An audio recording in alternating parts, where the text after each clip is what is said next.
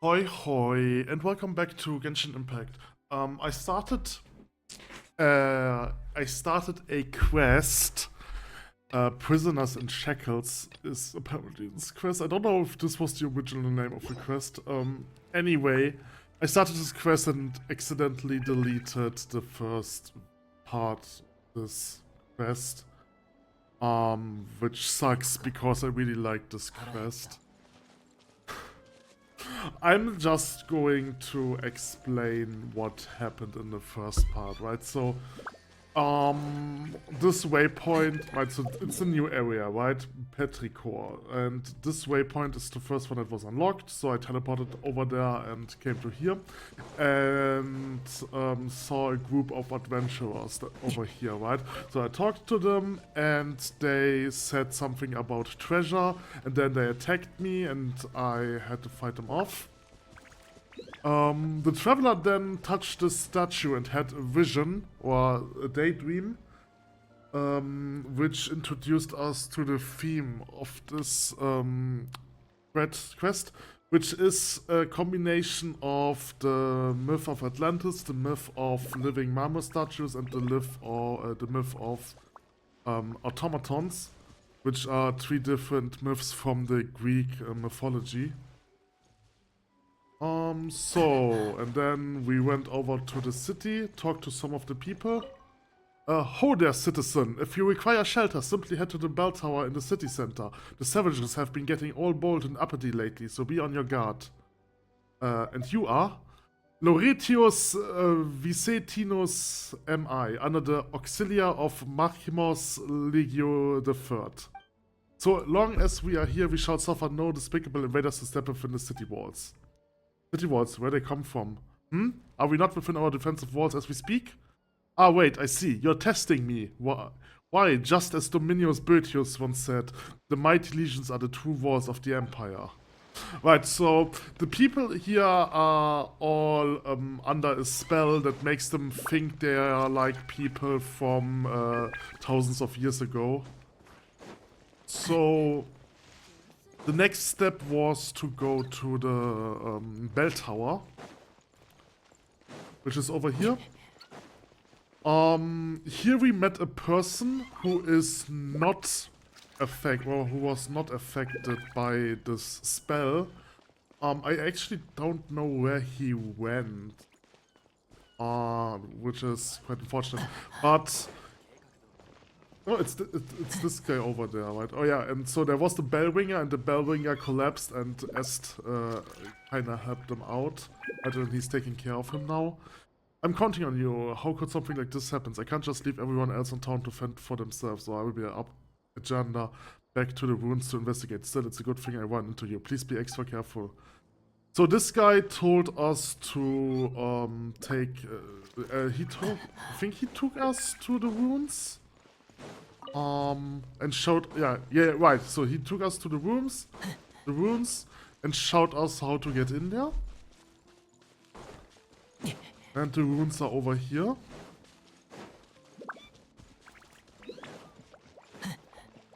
On this pedestal was a lyre place, which we retrieved, and playing the lyre opened up this place. And when we took the lyre, a cat sprung out from here, or appeared here. And the cat is it's also similar to the people here, which is that the conscious of a long deceased person is living inside the cat, right? So the cat told us what we have to do. There is like some sort of chaotic symphony, which disrupts the flow of this island, or the flow of the people of the island, and steals their soul and replaces it with memories from citizens of their past, of the old kingdom, or like the old area, right? Right, this is where like the myth of Atlantis comes into, because it's essentially a sunken city. Okay, so this is automatic.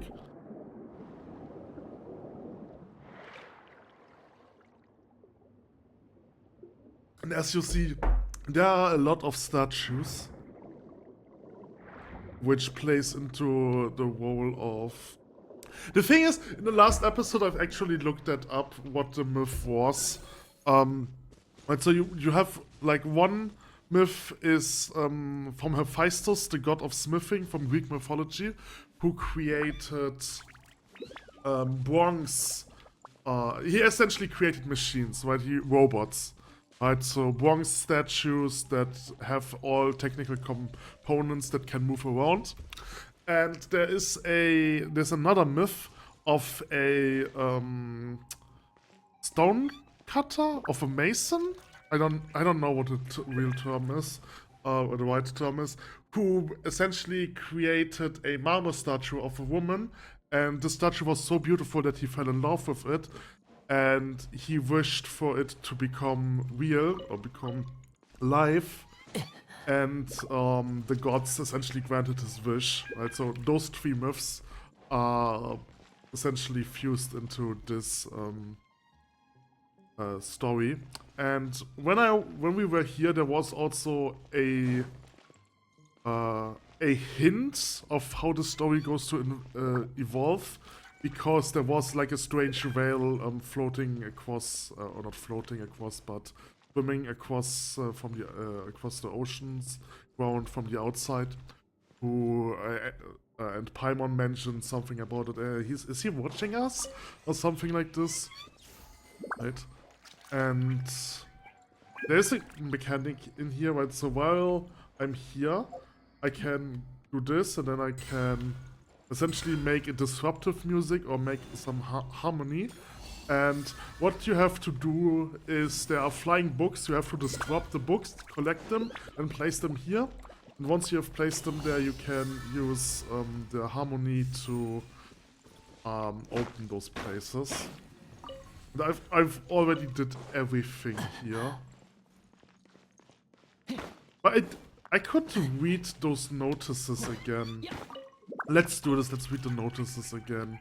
Oh yeah, and those are like the automatons, right? Those are the marmor bronze automatons. They're cool, I actually like them. They aren't really the strongest enemies, or at least not for me, because I'm using Razor. The way they work is they have those geo-shield. Once the shield breaks down, they will be staggered. And they receive more damage while staggered, but they will regenerate their armor. And I think the more you break it, the faster you break it and the more damage you can deal to them. At least that's how the boss works. Okay.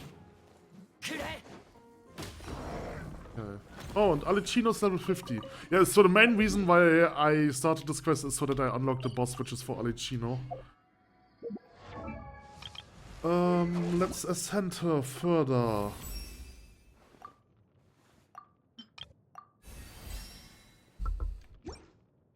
Okay, so I don't have enough stuff for the next level. I mean, I could technically do one more level. I just have to get the insignia. I might be able to craft them. I don't know about that. Okay, so White Armor Chunk. Alright, so let's read this. Rugirio's Notes 1. The Golden Hunter now hold on a moment. I have talked too much.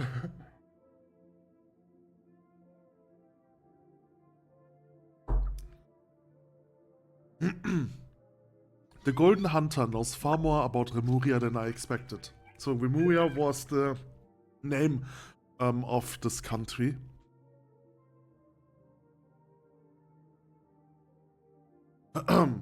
According to historical records, the Mershossi hunters should have first become active a few decades after the fall of Remuria, by which point the concept of Lock Knights had completely died out on Fontaine.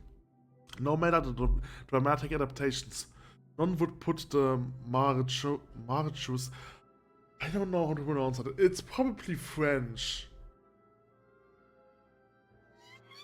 Marichusset or something like this. Hunters. Remuria and Lock Knights together. For these concepts simply do not belong to the same era. Even a 5-year-old child would not commit such grave error. Yet none of what he discussed seems to have anything to do with the Golden Troop, but instead always was about ancient Remuria. I have a theory that I dare not raise with him directly. Perhaps the Golden Hunter is not the devote often called and chosen by Egeria, but is in fact one of the last Remurian's remnants. The only problem with this theory is it cannot explain his immortality. I indirectly broached the issues of the Loch Knights with him. I couldn't discern his expression, but he seemed reluctant to discuss the topic. Quite surprising. After all, it is commonly said that the first Mare hunters to follow him were the heirs of the Loch Knights, such as Est and Walter. Could it be that they were like him? No matter what, according to him, the priority now is to stop awakening from the seals, and for these historical questions, they can be left for a later date. Right? So this note mentions Est and a certain Walter. I don't remember if I've met a Walter yet. It's been like 2 weeks since I actually started the first part of this quest. Oops. Okay. Alright. Okay, so... I think if I go down here, this will just lead to the boss. So let me show the boss. The boss is... I think the boss is easy. It's probably the easiest boss by now. Was there something special here? No, I think there was just a book. Yeah, so there was a flying book which led me here and then did some quests. There are more enemies. I will just ignore those for now. Okay. So, and this is the boss, a centaur. Or a centaur statue. It's actually quite a cool boss. It's just really unfortunate that he's so easy. Right? So let's watch him a bit. Right, so he essentially has a fire sword. So he can make music. This is his thing. Ouch. And he does a lot of damage. I guess he's not that easy if you get hit by him. So this is actually interesting. You will want to break that. But breaking that is actually quite difficult. If you are able to break that, he will get a lot of geo damage. Okay, let's fight him. I mean, he is quite easy. He does a lot of damage, but as long as you can dodge all his attacks, which aren't that difficult to dodge, he is really easy. Okay, so this... okay, I failed at dodging that.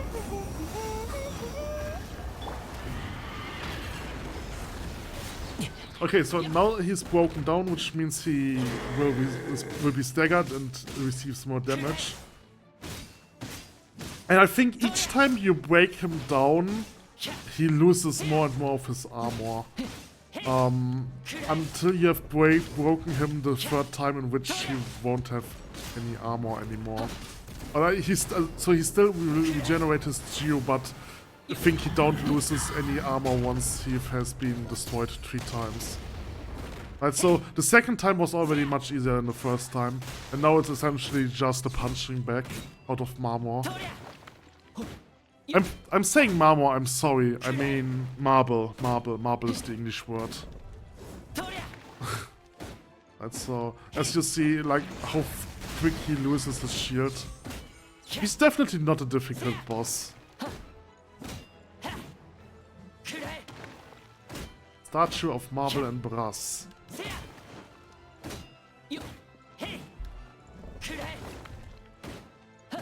Alright.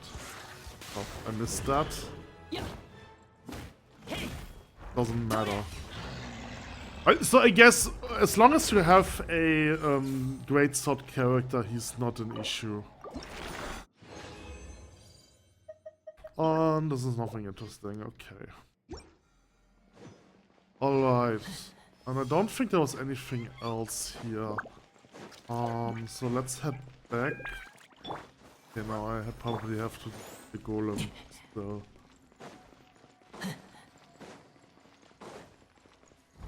Okay, let's fight him. That was bad.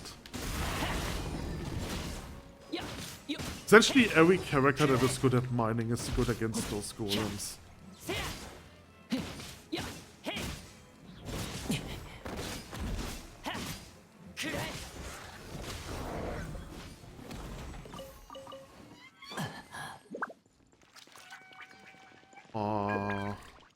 I've lost my orientation, so I have to go up here.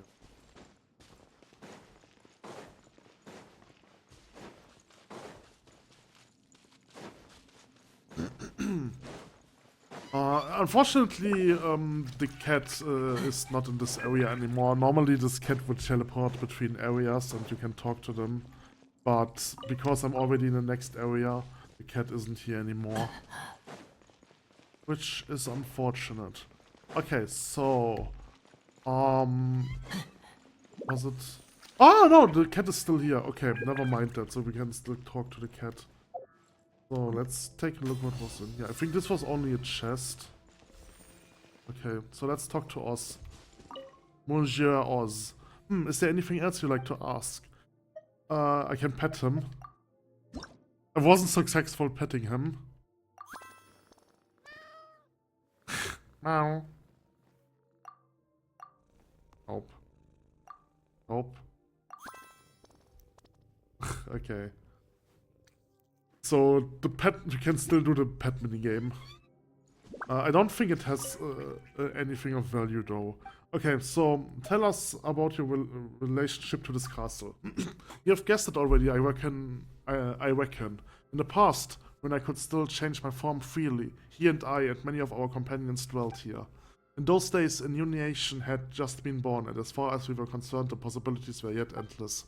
Here, we organized the classics, researching music theory and magic, in the hopes that we might tame this perilous power and use it to open up a brighter age. But these possibilities would quickly become lost to us, and I alone remain. It's fine, these things happened a long time ago. Okay, so let's also do the other one. I've still got a few more questions. Wait, what's that? Okay, let's do all of this, because I think this is the story broken down. Okay, very well. The story begins before the court of Fontaine as you know it was born. The Sebastos, Remos, founded a nation above the high sea that is Fontaine. And the ancestors of the present-day Fontanians named him the Dark Lord Remus in their terror. Before it sunk, this body of water was part of the Great Fontaine Lake, and the location where the capital of Lemuria was sited. As such, these waters have the same properties as those of Fontaine. Unlike what you hear from most histories, the people of Lemuria were not ordinary humans, like the Fontanians. Rather, they were a new race, their bodies having been cast from stone with ichor for blood. The Sebastos gave us such bodies in the hope that we could escape our prisons of rotting flesh and fate. His great vision was that we should all grasp the power of the symphony and thereby escape the shackles of Fortuna, becoming the master of our own destiny. We once possessed all of the high sea, countless cities and palaces, flowers, flowing wine, and yet fate found us all the same. After returning from the deepest depth of the sea, the Sebastos used eco to create imperishable bodies for the people and still be prophesied future did not change. Our God King believed that it was because human soul could not escape the gravity of fate. And so he wrote the symphony, a music that could weave destiny. He believed that through this he had found a way to resist fate, but instead that path led us into utter darkness step by step.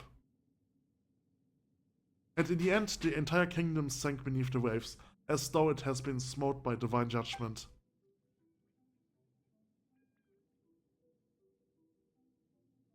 I fear that even he did not foresee such an outcome, though all the same that is what happened. Right, so this is the... wait, there's more to it. Damn it! I'm already exhausted from talking. Tell us about your bidden friend. Brutus, he was not always evil. He was once a noble Armost of Lemuria. And the sole survivor of the catastrophe that befell us. The original purpose of the Golden Castellum was to unify our surviving kin and prevent the catastrophe of the rising waters from ever occurring again, but eventually Bertius had his own designs. While I and my companions ranged across the land, struggling mightily to contain the power of the primordial waters, he used his eloquent tongue to sway those who remained. He initiated a fell ritual that aimed to restore the shattered symphony and revive the ruined realms. To this end, he did not hesitate to dissolve the will of our kin and plunder the souls of Fontanians everywhere. Many rulers and nobles became his pawns, and Politius newly born lay on the brink of destruction. To stop him, who had by now clearly become a monster, I could only forsake my name and become one who hunts phantoms, resisting him alongside the Fontanians. Bitter was the conflict before we were at least able to seal both him and the sea that had devoured our nation. I swore upon fate that I would serve as a barrier between past and present, thus did I become the spirit keeper of our ancient land. I had thought that even if evil lingered in him, his soul had long been broken, and he would remain naught but discordant notes, a symphony plunged into strike. I never thought that he would weave his shattered self into the symphony, and thus gain mastery over it. The discord and dissonance that now emanates from these waters can be regarded as an extension of his power. If we are to defeat him, I fear we must await the moment when all his soul fragments have gathered around one body.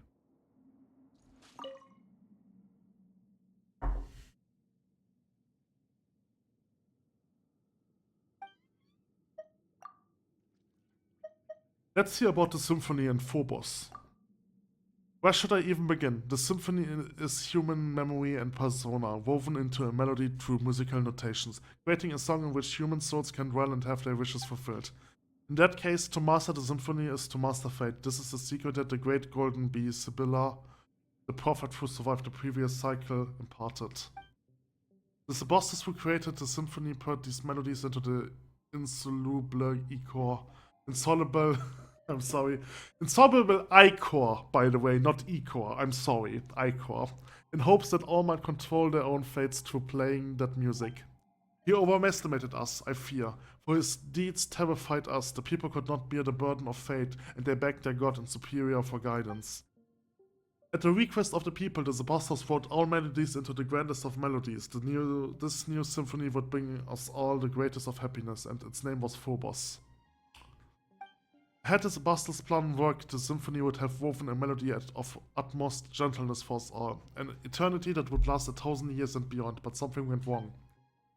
Besides the Sebastos himself, only said superiors, the Harmosts, would have changed Phobos' melody.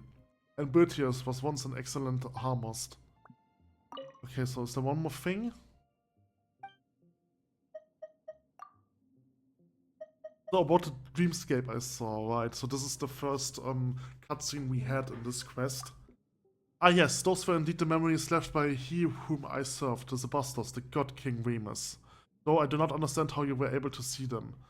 But I do not think you need to worry. If this chaotic symphony was enough to control you, it would have done so long ago on the surface, but that's not happened yet. Yes? Since you can see these things, that means that some fragments of the Sebastos will, and memory remains in this underwater symphony. Long millennia have I searched, and if you could touch some more of these memories, perhaps I may find the answer I have sought all of this time. The great waves could not hurt a god, even should their crests scrape the very skies. And yet, the Sebastos disappeared without a trace when our nation fell into the depths. He would not have sat idle by, as his nation and people drowned in blood. So where did he go? Or was his passing Lumiria's true death kneel? Okay. I'm already getting tired from reading. Unfortunately. Alright, so here's the next room, and over here was another cutscene. Here's also the third note. I don't know what the second note is. I will get back here once I have found the second note.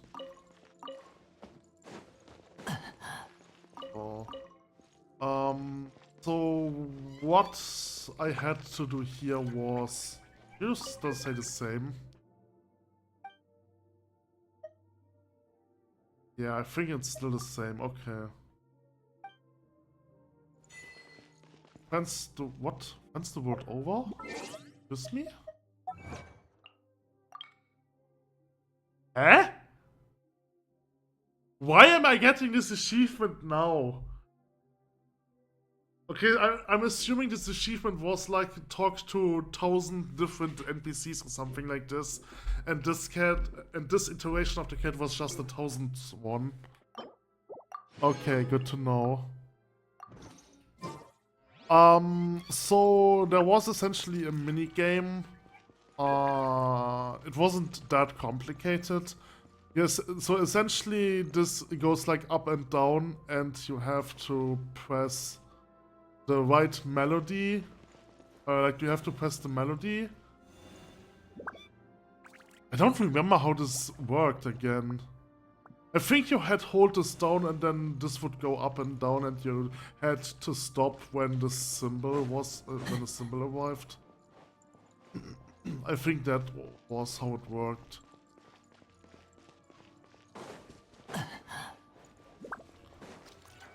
Okay, so let's try and find the second node.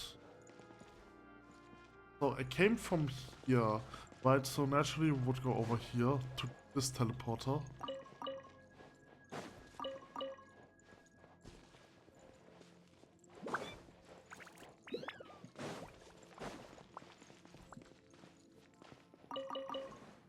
There is not node. Did I already missed node 3?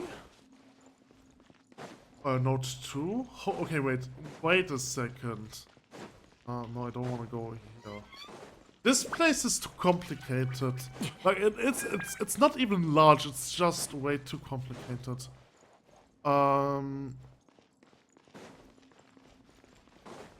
So I went in here, but there was nothing here, right?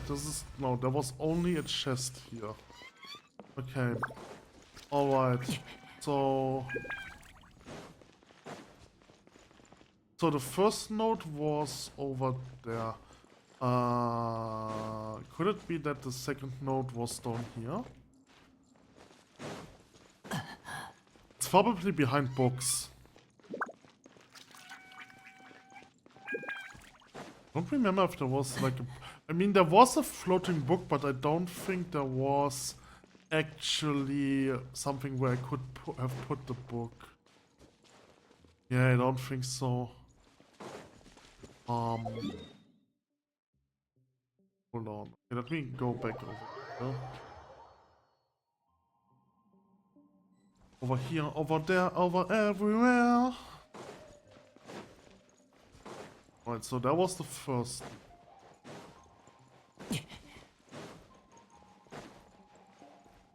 Okay, so it's probably wasn't down, I don't think.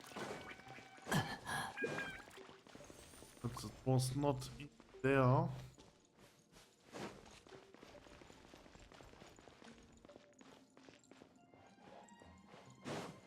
And over here was the third node.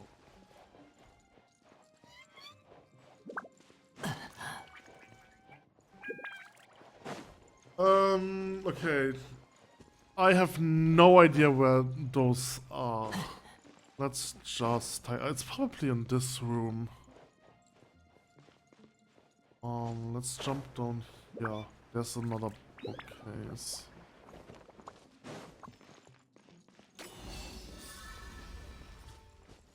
But...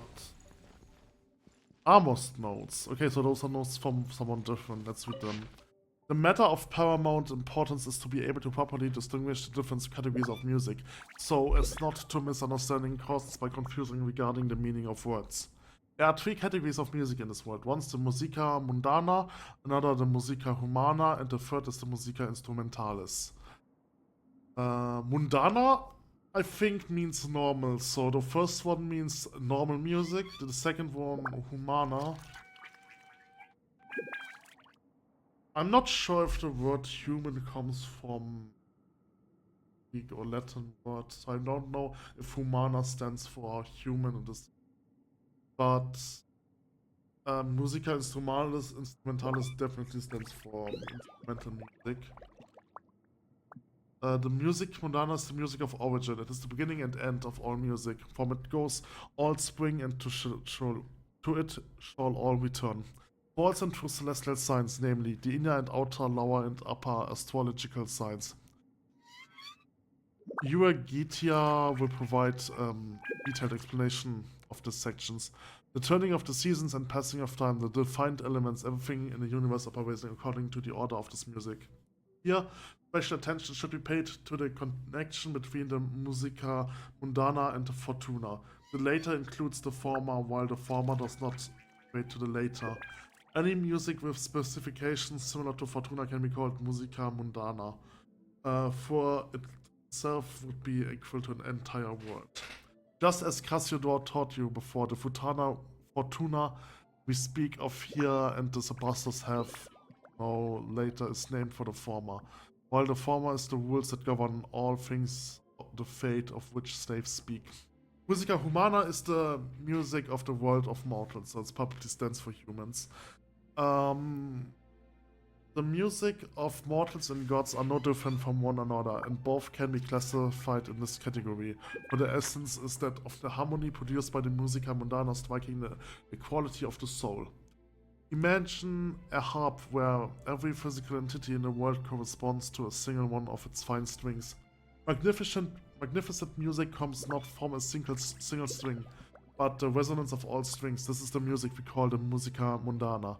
As your fingers glide across the ends of the strings, the middle section will vibrate along with it, creating a sound most pleasing. However, you did not touch the middle of the strings at all, and the reason is sound is simple because it's attached to. What I must emphasize to you is that just as in a string metaphor, the music of mortals and gods can both be played, just like you can choose to play the middle of the strings, not the ends. And it is for the reasons that musica humana can replace the musica mundana. We will discuss that in a later detail. The musica instrumentalis is the most fundamental music, and there is no need to elaborate on it. Even slaves can understand. Next, I must elaborate for you the nature of Phobos, and why the musicless cannot be regardless as humans equal to us based on morality and rationality. Okay.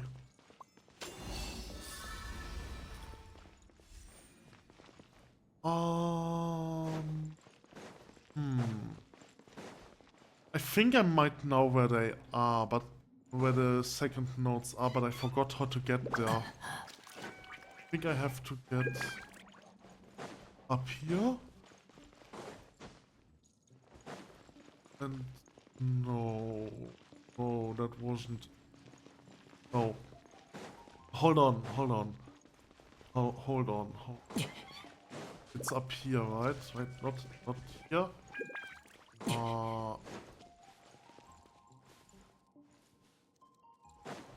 Okay, let's go over here for now. This is not where I wanted to go, but I think there's something else here.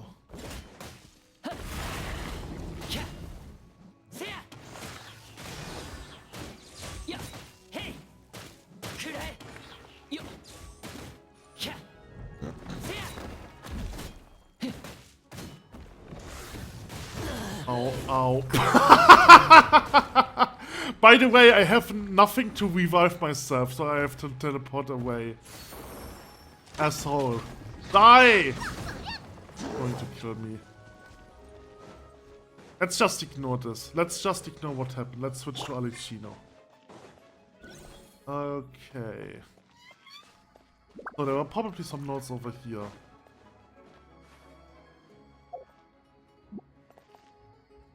I can't play the instrument while I'm in combat. Can you please leave me alone? Thank you.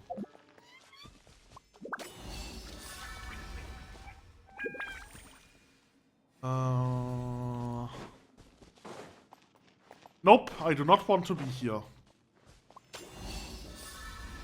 Hold on a minute.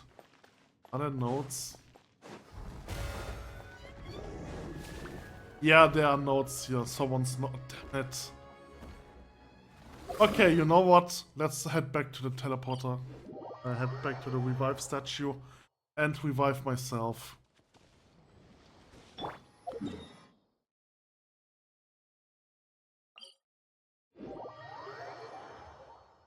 Okay, you know what? I'm going somewhere else. There was a place. But I forgot how to get there. Oh, I hate this so much. Wait, was it? Was it over? No, it's not.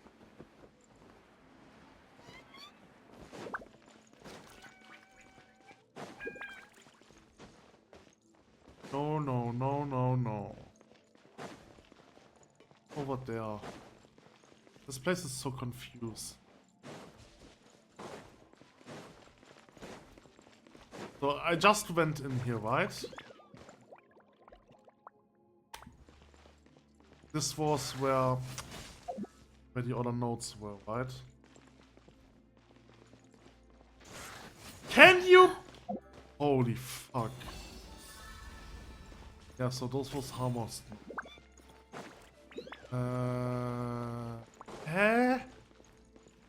What? Why am I unable to find this again? Why is this place so confusing? I'm running in circles. Somehow I was able to get to a higher place, but I don't remember where. Over here was it. Okay, I found it.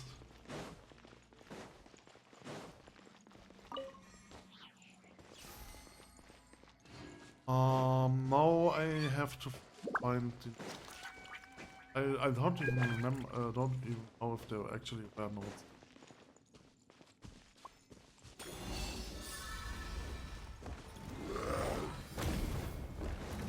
Nope, leave me alone. But there are nodes there, okay.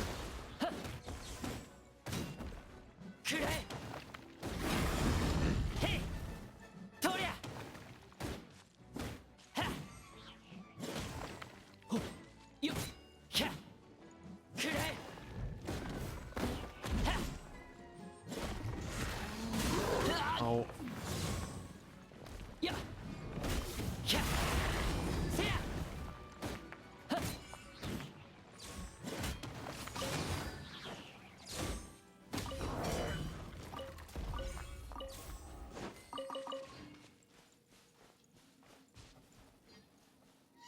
Oh, this is different nodes. What the fuck?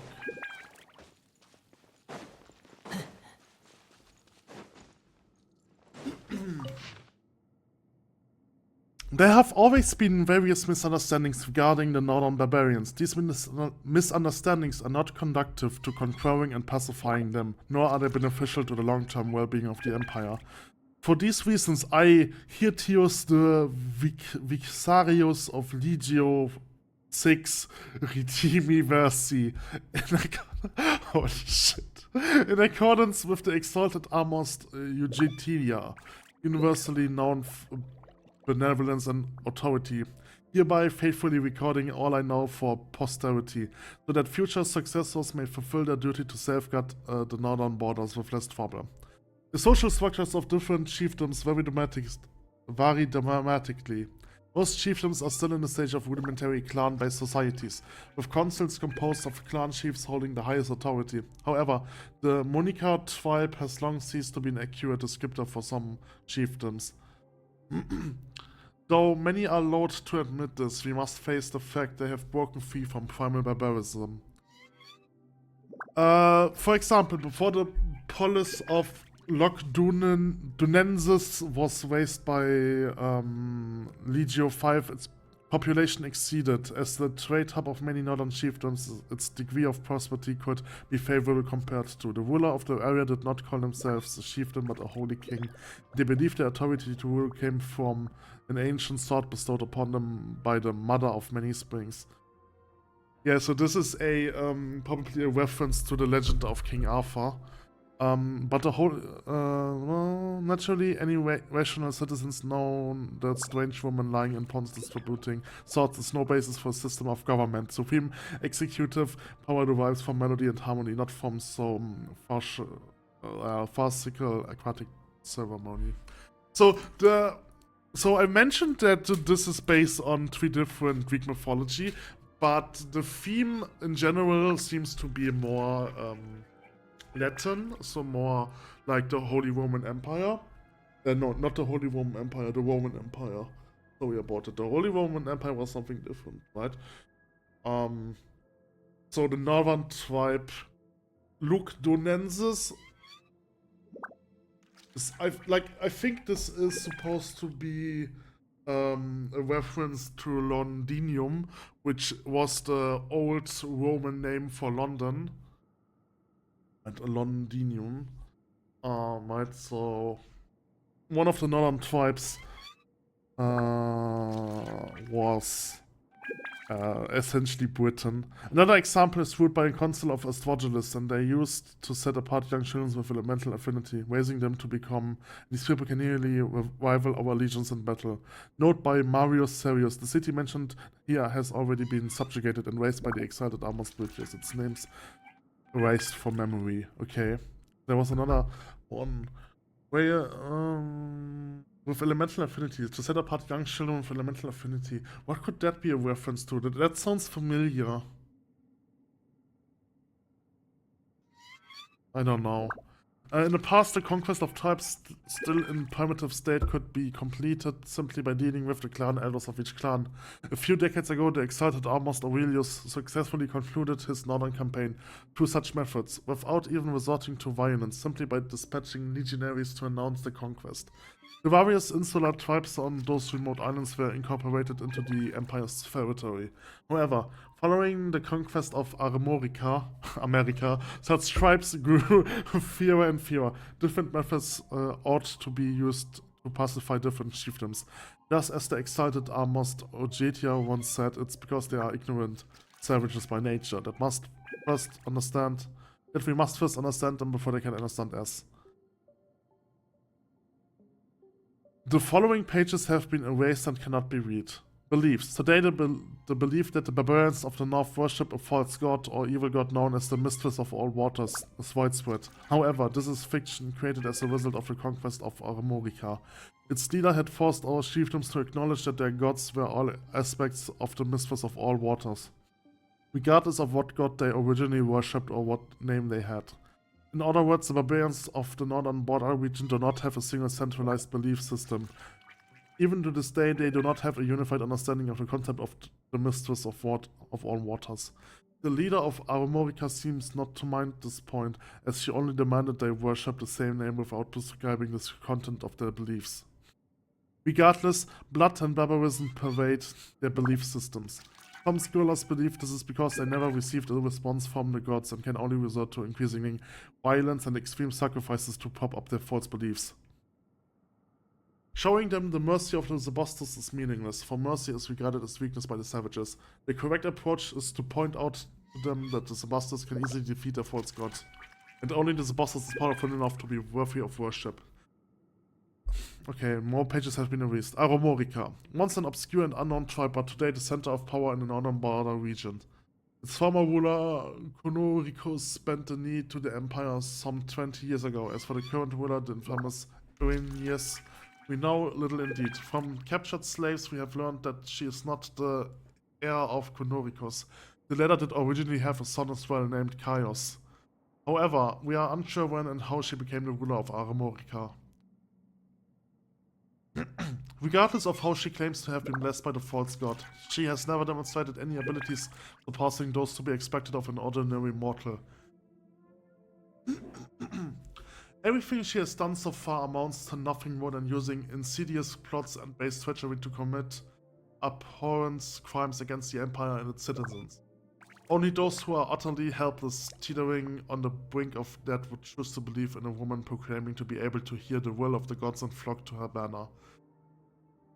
Just like the exalted Amos Ojetia says, she simply does not believe in any god at all, for none with faith would commit such atrocities in the name of God. Note by Marius Savius. The name Irenaeus is suspected to be the result of careless error when at first transcribed, for this name has no meaning in their language. In the scripts of the people of bygone times, the symbol for the sound J looks quite similar to Y, and so was copied as such. There's precedent for similar mistakes. The proper pronunciation of the name should be Erigenf of Aramorica, in the language of the people of bygone times. Significance high, while regent would be the feminine case of ruler, okay? From this perspective, the name is perhaps not a phenomenon, but rather her title. However, since many scholars already refer to her as Arenas, there's no need for me to assume the title. Okay. I need to get some water to drink.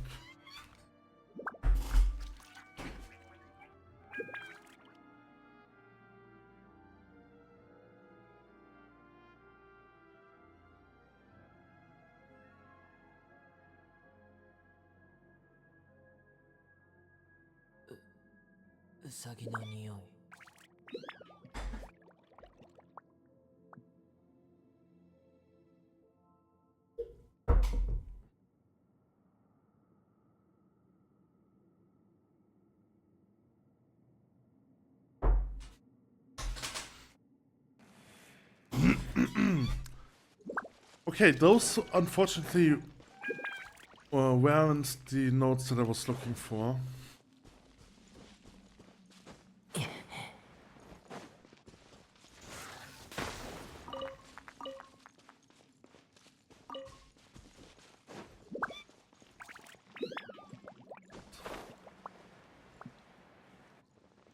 I don't think there were any notes over here.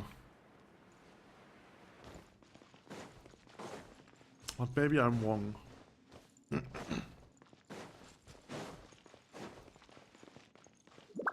Okay, since I don't know where the second notes are, I'm just going to read the third notes.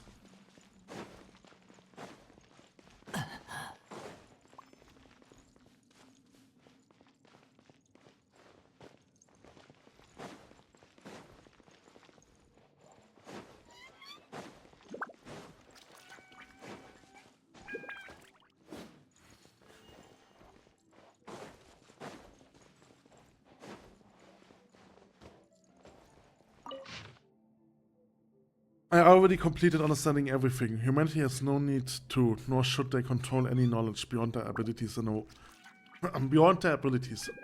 a way, it is not people who pursue knowledge, but knowledge that pursue people. I have an idea. It's one I never mentioned to the Golden Hunter before he left. Why not rebuild the long-abandoned town of Petticore? We can attract refugees to live here and spread other versions of the legend.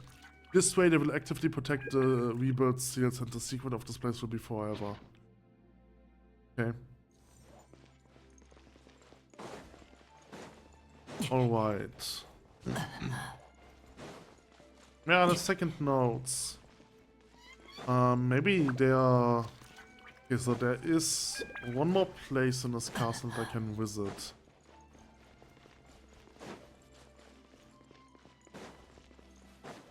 This place. You killed me!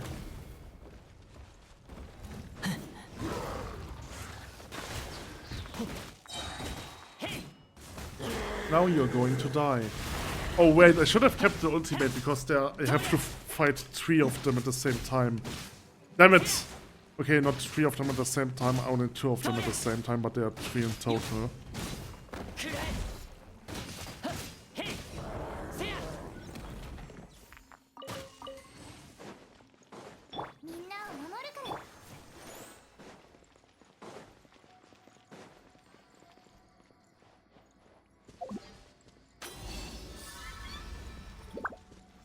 Alright. Oh, I have to fight all 3 of them at the same time. Okay.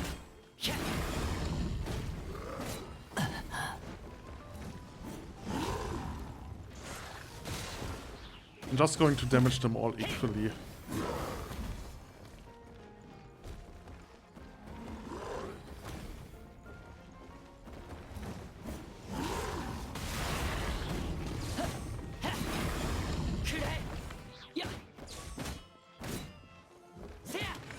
They can actually regenerate some health. I think if their health is below 25% when they regain their shield, they will regenerate it to 50%.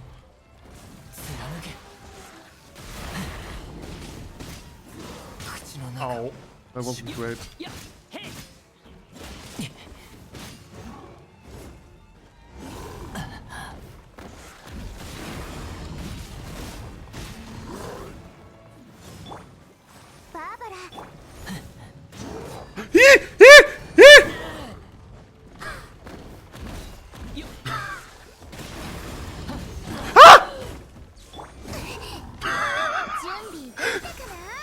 This is fighting them is scary. Yeah, hey!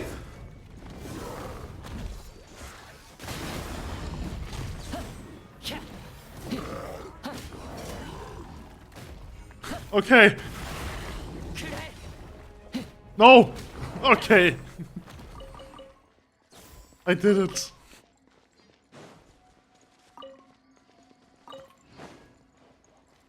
Someone's notes. Through these methods, the quality can be pierced, endowed with the form of its substance, similar to women's ancient authority stripped away.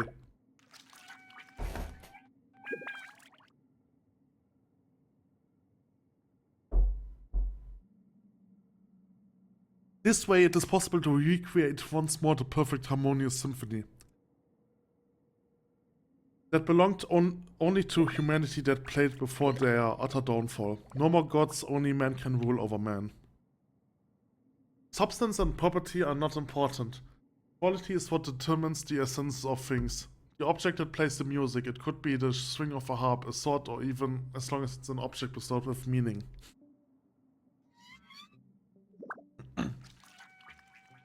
This sword, forged from the bones of to honor the memory of noble Eugitia, had Phobos collapsed not caused her music to sink into the sea of pandemonium we could have together. For a moment of madness he betrayed us. The false god was like a weed floating upon the water, unable to rival that of humans, but that matters not now. In the end, humans alone shall be saved, if only. The following lines have been mutually erased and cannot be read, okay?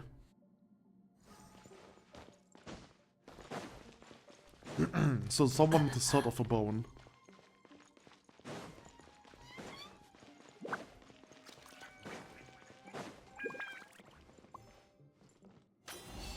Okay, so there are more of those bookshelves, but I'm not sure if there's actually text. There's no text over here. I have to... Wait, what? Oh, here knows the notes too, okay.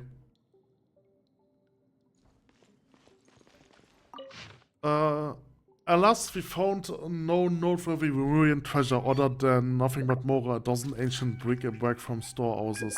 If what the Golden Hunter said was true, then we initially thought as long since sunk to the bottom to the sea alongside Capitolium. Most of the relics here are from the Golden Troop. Okay. Regardless, we have not time to retrieve the relics now. Our current priority is to see this place. I've marked the locations of the relics on the map, perhaps someday. I don't remember what this was for. But I did everything in this area, so... Oh, stay here.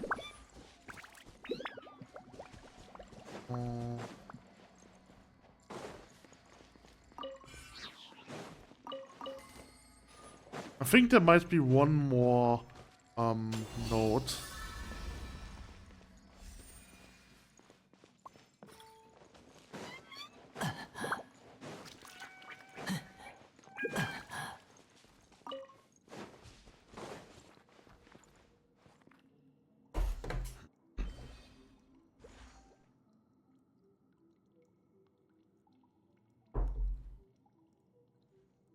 Dim dim dim dim dim dim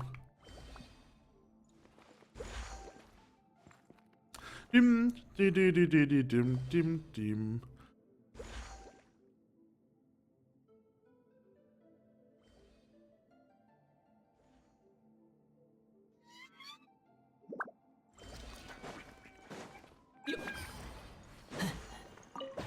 Pow!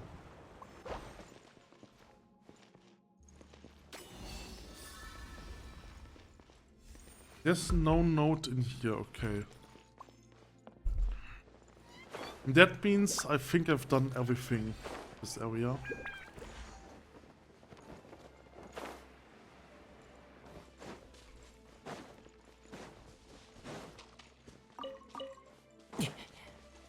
More iron.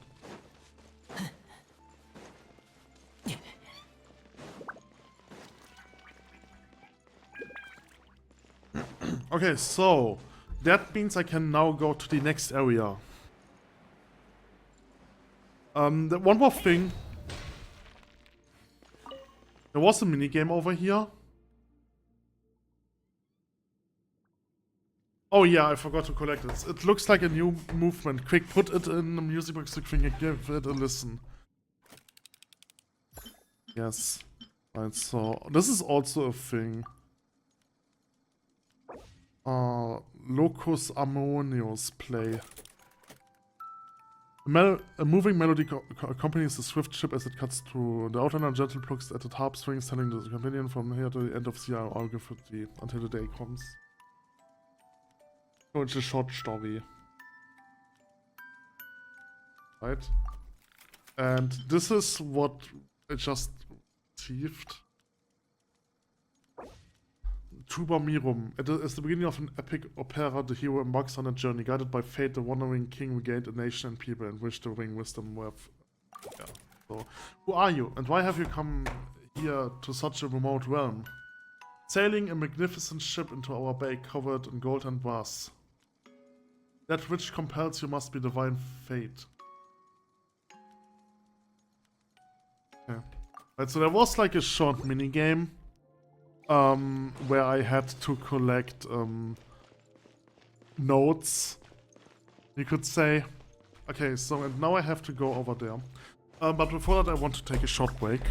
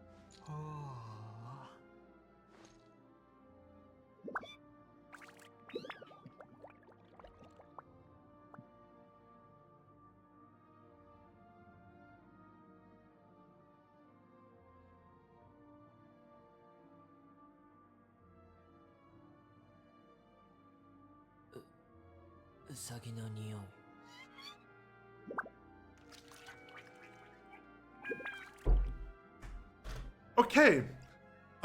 So this is essentially everything that I've done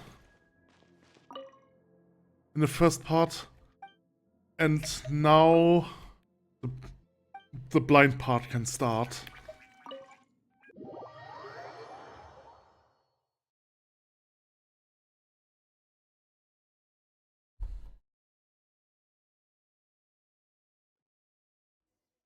Really now, not even a trace of civilization remains. We will need to wax nostalgic then.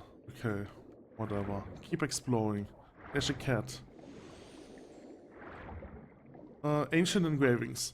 By the order of Dominius Birtius, exalted Armost, and in accord with the most exquisite beneficent symphony of our great bastards, the Initium Lani are to be shut from today on. No one enters and no one leaves. For the Empire, for our God King, for human civilization. Whoop. Okay, so there's some stuff over here. Some barrel conchs. Oh, and there's the whale. There is the whale. That strange glowing fish. Palmer never thought we would run into it here too. Okay.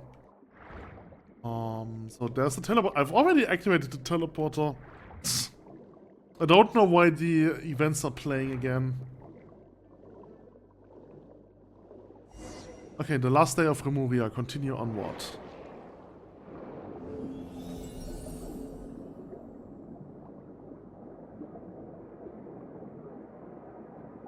The cat!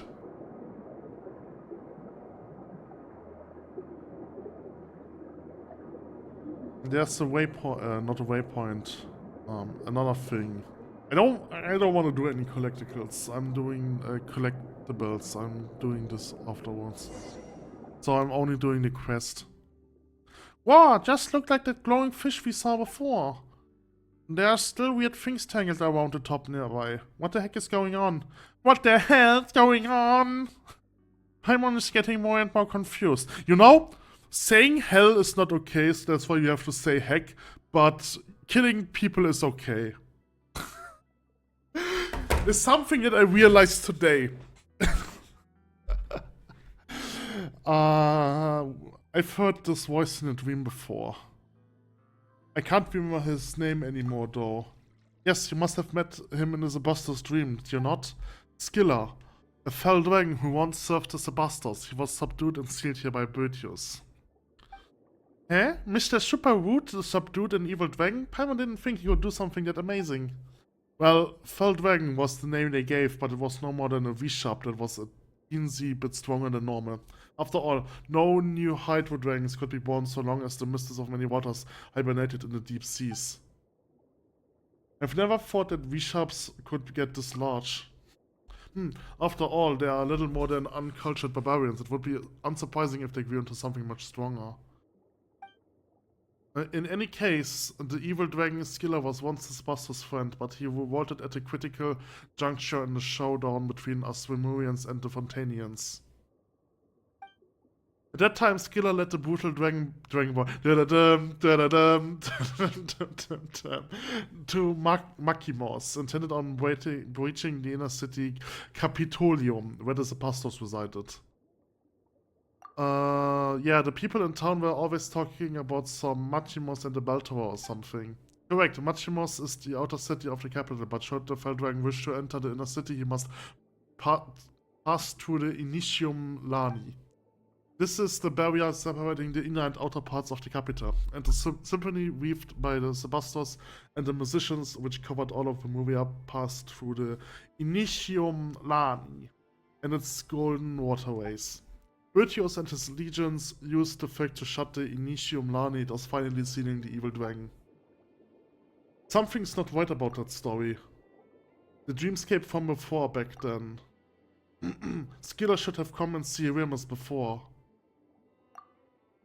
Perhaps Skilla sought to go before the Salmon's throne, but such opportunities now forever lost. Afterwards, the evil dragon sunk alongside Remuria, and the Sebastos tomb was lost, remaining to this very day. Did you recall something? It all feels a bit muddled. That is true, I only had the tell of events after it all transpired myself. Having not been in the capital when the disaster struck. Then none knew just what had happened to the Sebastos. I fear that we can only learn more by proceeding further. The large glowing fish that we saw in the castle must be thoughts that escaped from fissures in Skilla's stony cell. I fear he has already taken notice of our presence. Having been sealed here for so long, know that he's finally sensed outsiders. He will naturally find a way to lure us in. Like the teleporter. Hang on a minute. You said that the way to Domus Aurea is through those gates or something. But hasn't Bertius shut them already? Doesn't this mean there's no getting through? This will prove quite tricky, yes. There's gotta be a limit to how rude you can be. What with this, I will wait for you at the Domus Aurea. Nonsense, when you won't even leave the door open, huh? You know, why don't we find some way to break the seal on the evil dragon and get the former foe he beat to break the door down for us? No, how could we do such a thing? I mean, after that is one of Remuria's nemesis. But the enemy of my enemy is my frenemy. And that's right, it's been so long. For all you know, he might decide to turn over a new leaf and be a nice dragon. But he's still a dragon. Come on, so what? Even if he is a dragon, he might be the reasonable kind we can talk with. We've got experience in dealing with dragons, don't we? Maybe? Yep, that's a bit where he kicked up a storm in Moonset while under the influence of a curse. We had a big fish because of it too. A fight. Fish. Those examples weren't very convincing, were they? And come on, Asta, no amount of suspicious looks is going to suddenly give us better options. I know you're right, let's give it a try. The seals that bind the evil dragon seems to be connected to 3 locations. Let us begin by removing the chains in those 3 places. Yay! Oh, map. But not all of the map. Holy shit, is this map huge. Symphonia Sine Fina. Okay, so...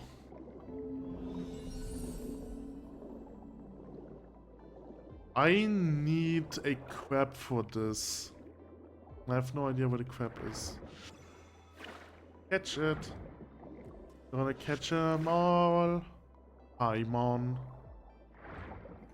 Gameplay tutorial.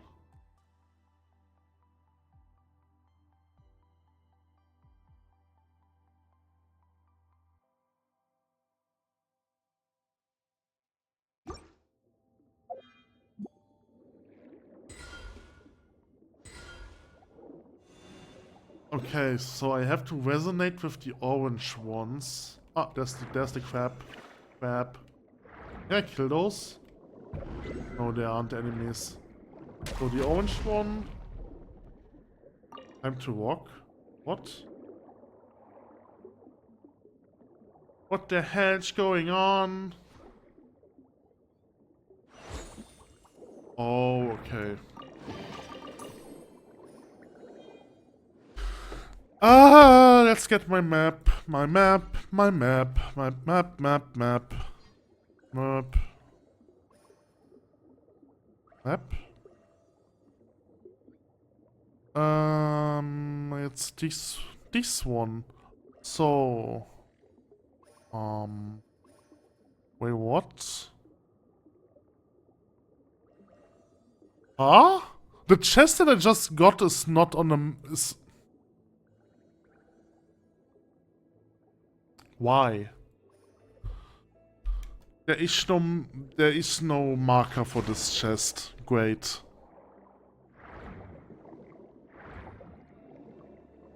I hate it that people on the internet are so useless.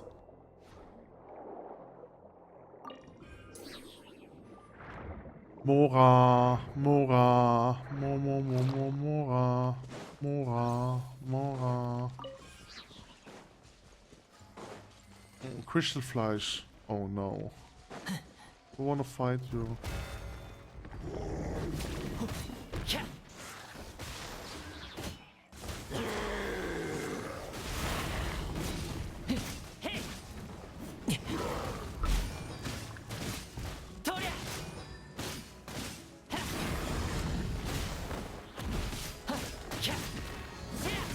Ow.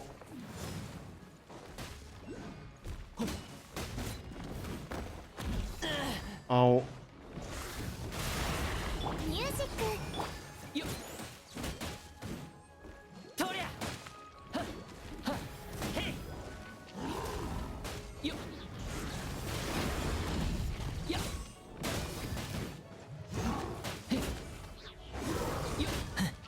Stop hitting me! This is not nice. Oh, and this one is the named one.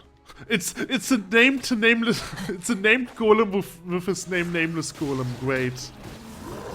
That is peak comedy.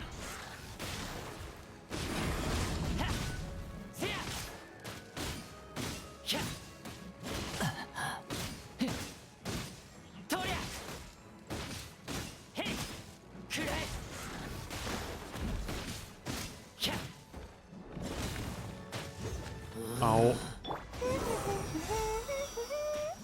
Barbaras Symphonie is stronger.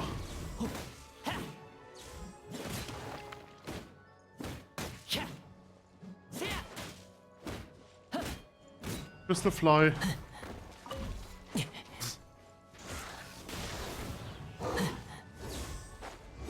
Au.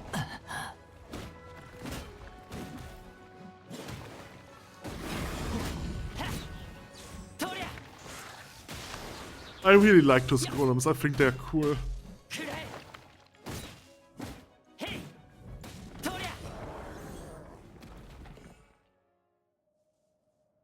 Dominius Castidior. Dominius Castidior, is that you? It is you, just as I thought. You're finally returned. I was ordered to guard this fortress, but the cruel V-sharps and attacks of the barbarians were simply too much for me. So I was forced back step by step until I arrived here. It seems as though many, many years have passed since then. What tidings from beyond? Were we victorious? Is that so? Then we lost. I'm sorry. Do not say such things, Honored Dominius. I've had already imagined this day might come when I joined the Sebastus legions. Did the Sebastus not say that he wanted to lead us to break the shackles of Fortuna, but is doing so that simple? After all, what we've struggled against is fate itself, and defying fate is a feat beyond even the greatest of the gods. In the end, all our efforts were in vain. Nah, say not so, Dominius. We took up arms against the divine destiny, and our deeds challenged the laws of heaven. We resisted that prophecy, resisted us most valiantly. Though we failed in the end, someone must have betrayed us, led us astray.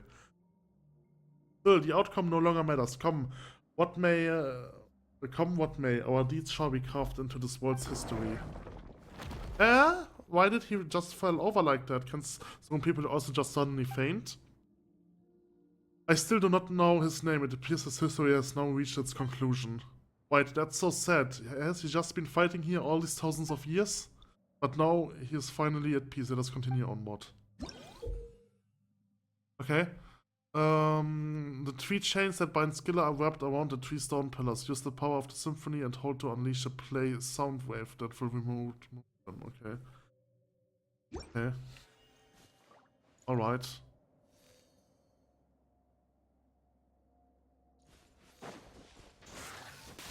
That's the wrong shockwave.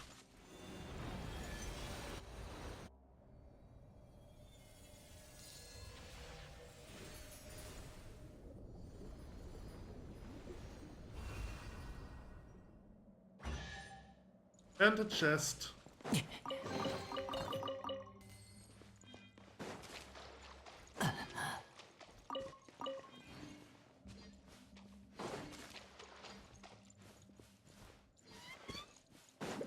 Now the question, is there a Hydroculus? It's probably somewhere above. Not like I can climb up there. Why? Like I would assume it's in the water. The water above this place. Like what was that? Ancient engravings. I, Aetius, and my sister Placidia did not perish of illness, but fell resistant the traitorous Dragonborn as they came to the city gates. Legio VI had not a single deserter amongst its ranks, nor did any disgrace the name of our benefactrix. We guard this place just as we followed Ogytia to pacify the northern barbarians' border and deliver unto them civilization. We choose civilization and death. There is no greater honor than to die defending civilization. Play, comrades, play the grand verse, for all that is noble and glorious in the name of our benefactrix. Okay.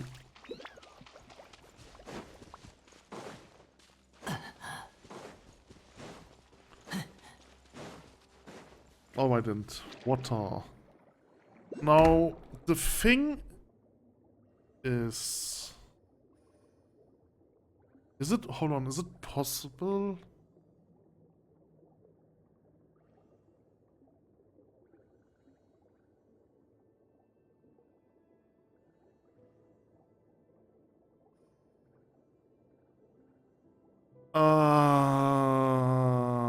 So those are the engravings. Right, so I've got the engravings. This. Okay, hold on. The Hydroculus is in this area. Okay.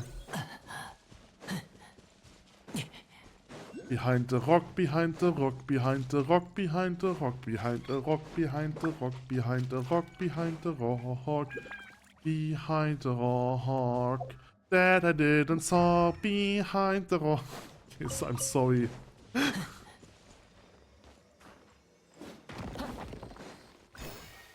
Water.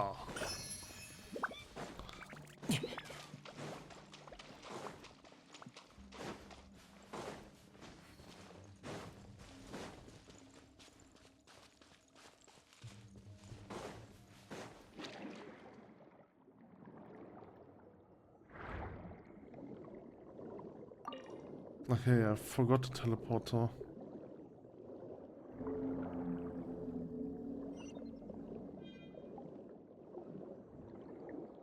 I don't care about your tutorials.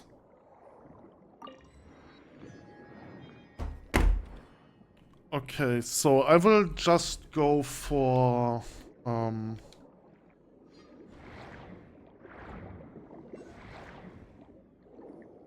on, so oops, there is a teleporter above me. Okay. So I'm just going for those shackles and then I will end this part.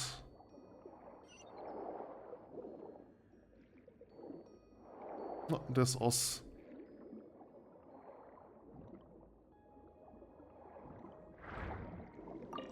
Okay. Alright. So let's go over there.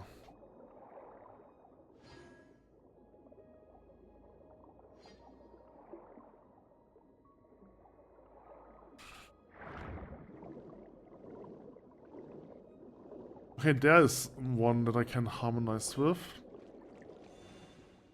Oh. Was this an enemy?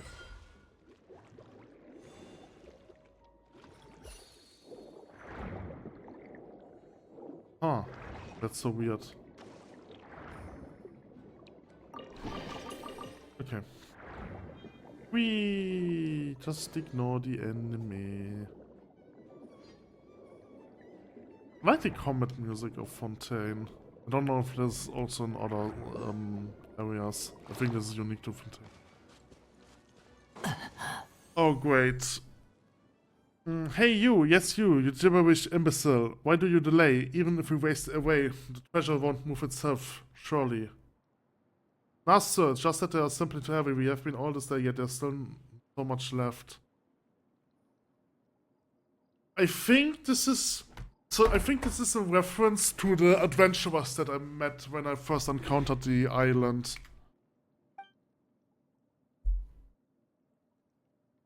Where then is the intrinsic merit in feeding that prodigious size of yours? It's treasure, you brute. Treasure, of course, it's heavy. Besides, we confiscated all these treasures from those accused barbarians, did we not?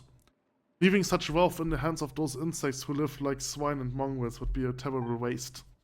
But sir, don't you think we should borrow a few more ships if we wanted to haul all this back to Remuria? What, are you slow? Imperial cargo ships are not to be used for such things. Well, why don't we destroy what we cannot carry, better than to having it fall into the hands of these savages? Is it just Paimon, or have we heard this conversation before? Yes. Yeah, those unlucky adventurers who drove off before we were saying similar stuff. Feels like this one's worse than the last two. Possible they were turned into golems after the boat they were on sank. That's so creepy.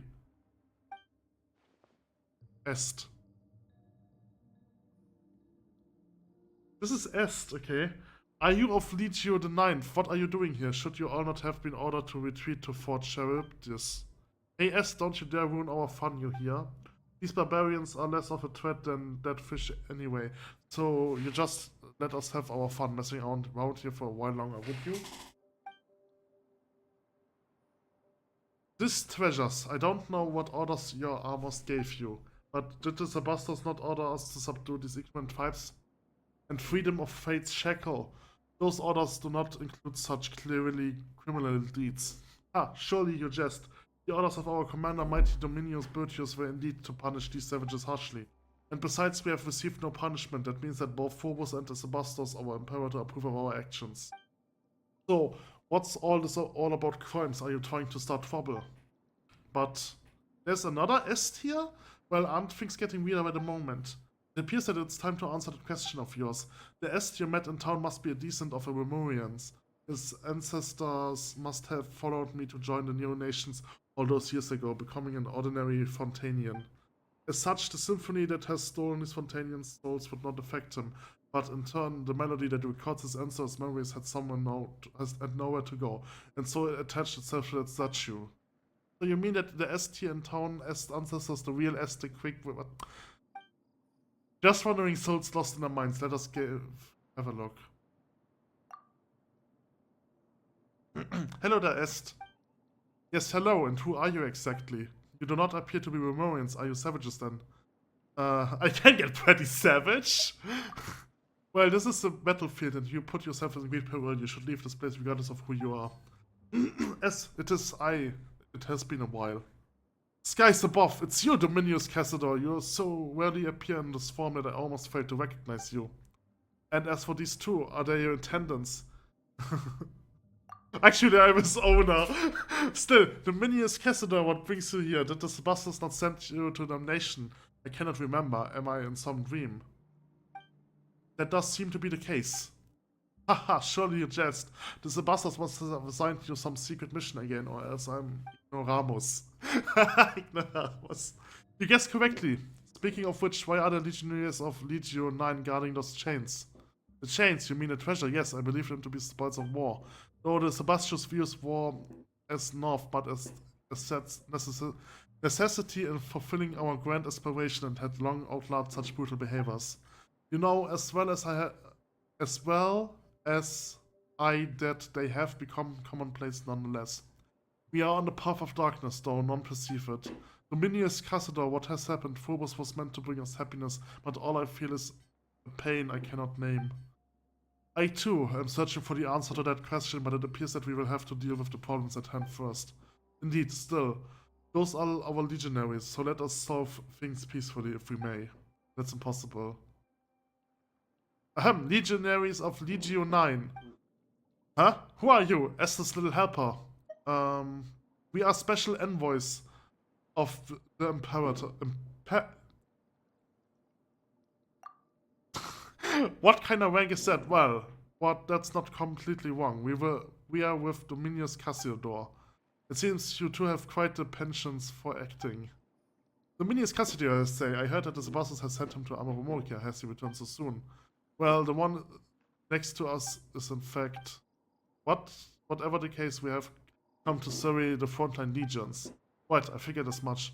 I meant we haven't gone to Fort Charybdis with the main body of troops. Ah, okay, it has trust level. But we are the rearguard to some final cleanup. It's well within our range of duties, eh? Is this also a command from Phobos? Well, it should have guided our every move, but since coming here there have been many times when we could not hear its melody. As such, we've fallen back on Dominio Bertius' directive. The Sebastians do not permit the harm of innocent people. Innocent, you say? Yes, he did task us with helping these vulnerable humans before the war began. But our actions have the seat approval of Phobos. Could its decrees ever been in conflict with the sacrifice of Sebastius? Yet you are not receiving the melody. Well, that is true enough, but in what case can we place our trust if not Phobos? Surely it would not stand idle by. We were to diverge from the correct path. Phobos is a perfect creation I counsel you. As a Romorian, do not adopt its directive. Phobos' silence signifies rejection. Yes, that is possible. How did I not consider that? Could our rash actions have caused Phobos to cease guiding us? If so, then it bodes very ill. Very well, you speak truth. We must reconsider our actions. In truth, I do not know how things came to this. There has been a strange feeling in my heart since this war broke out. We were meant to pursue freedom and happiness, but Phobos led us here instead, step by step. Had something gone wrong? What could it be? If you meet with the Sebastians upon your return, please apprise him of our circumstances and our doubts. You'll be doing us a truly great favor. Don't worry, we will. Okay, got those two to read one. No shall stand in the way to us removing the chains. Okay. Pleasure. I saw you. Okay, this cave is actually larger. I do not want to explore this cave. I don't know if there are any quests down here beside the main quest. Do I have... Oh no, this is Esther. I don't have to fight him. God King above, thank you, Dominius Cassador. In any event, it seems that this issue has been resolved for now.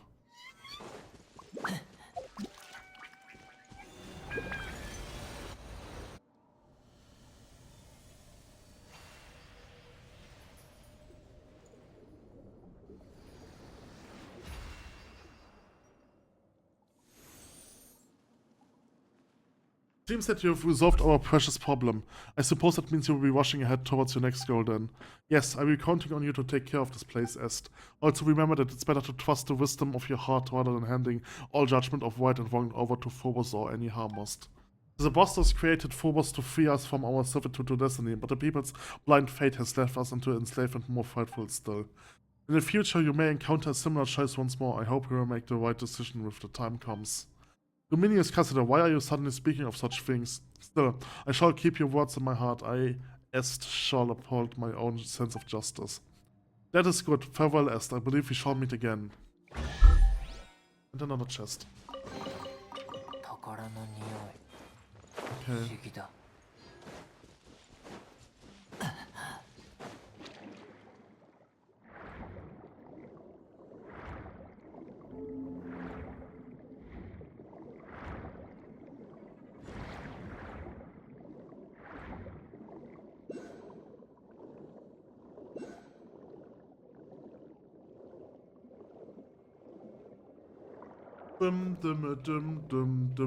Swim.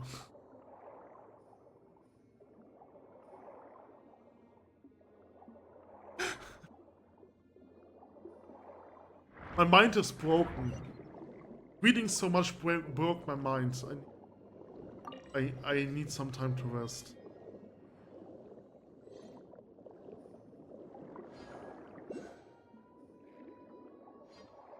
Okay, so now I have to play with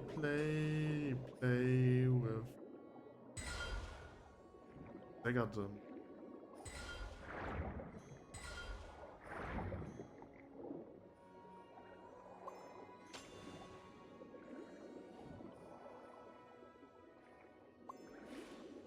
What do I have to do here? There's also one.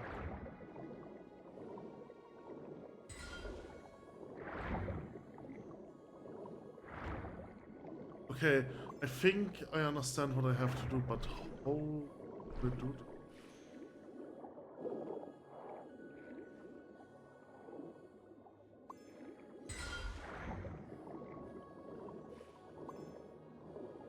This seems difficult.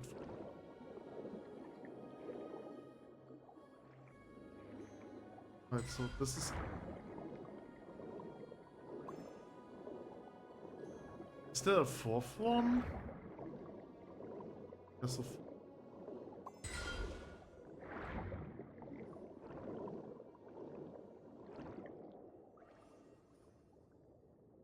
that's not it.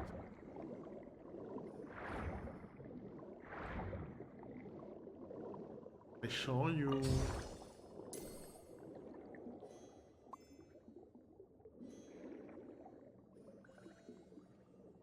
Okay, they are all active now.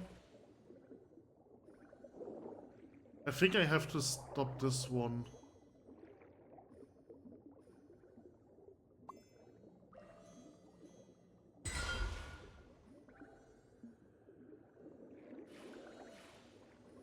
Okay, they are all active. I think I have to stagger this one too. Okay, this. Okay, I think I've understand now how this works.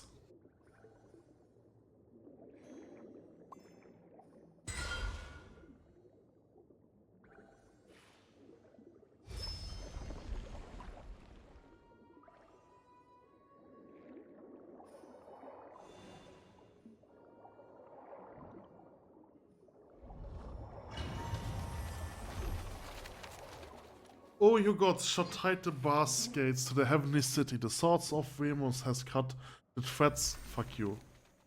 Imperator, Imperator, are you alright? Are you dreaming again? Ah, so noisy. What's going on? The people have gathered in your great hall. I believe they have questions for you, Imperator.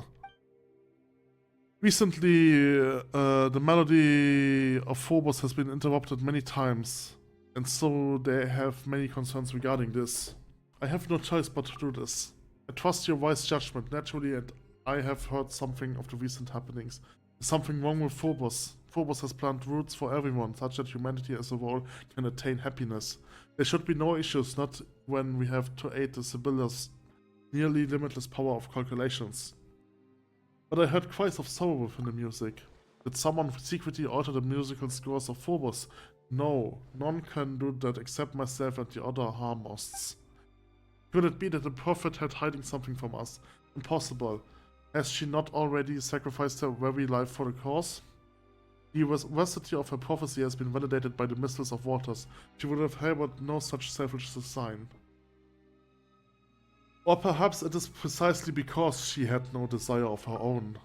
Today, all people rely on Phobos to make judgments and decisions for them. If something were to go wrong with it, the citizens fear that all would descend into chaos. I need you to go where those who cling to blind fate are. For this reason, I must grant you free will. Is that to say you wish to separate my melody from the grand symphony as a contingency against mishaps?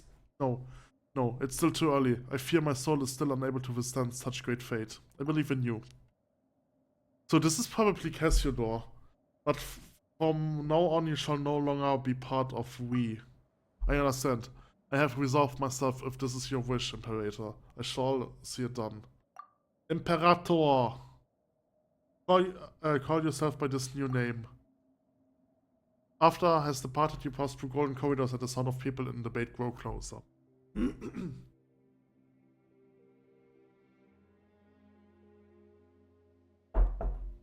The area grows quiet, but on by a little when you reach the central podium of the main hall. Oh, great Sebastos, please give us your instructions.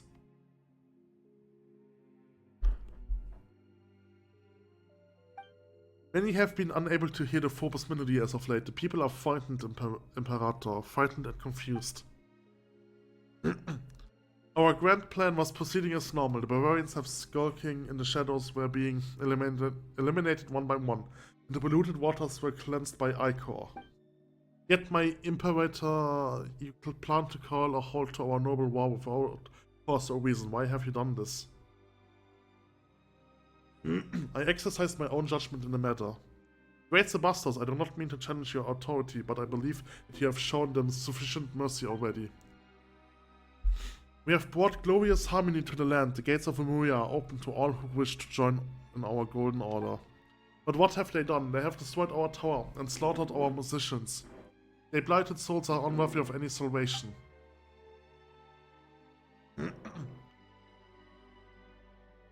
We cleanse their barbarous lands with blood and order, and civilization shall sprout after destruction. For such ignorant savages, this is the highest mercy that can be granted them. That is not what I want. But there should not be even a sliver of shadows under the sun. Is that not also your great ideal? If I may, Imperator, I believe that this is the wish of all citizens of Lemuria. Sebastos, please give the order. So this is probably Boetius. Defiled are all who dwell in Capitolium. If blood will not wash this land clean, how shall guiltless flowers again bloom? Huh? Okay. Alright, so let's unchain those shackles.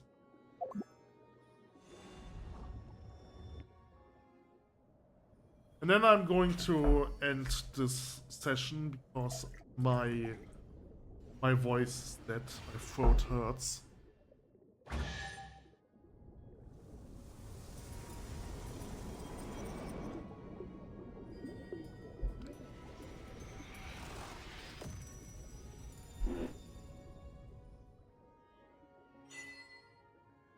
Contramundum. Okay. Alright, I'm going to continue this. But this time I'm not going to lead this video. Okay, alright. It's time to talk to the mighty water dragon. Oh wait, hold on. Hold on. I forgot something. Okay, so now it's time to talk to the mighty water dragon.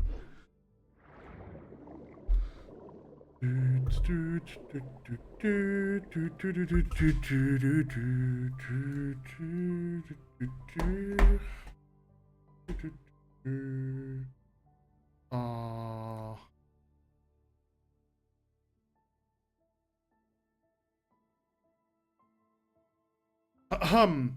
Ah, such warm ocean currents, free at last. Well now, little ones, hail you from the surface. I know not for what reason you have come to this deep water prison, but... We aren't little anythings, you're just way too big. Ha ha ha. Very well. Either way, you have broken the shackles that have bound me for millennia, that places me in your debt.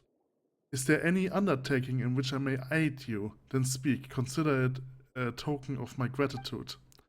Hehe, Paimon knew you would be a reasonable guy. Anyway, Paimon's name is Paimon, and he is a traveler. And this is actually Paimon's not sure what you would know him by, but we call him Monsieur Os. Ah, Cassiodor, it is you. It has been a while, so you came back after all, but still you are sadly late. By a few thousand years, no less.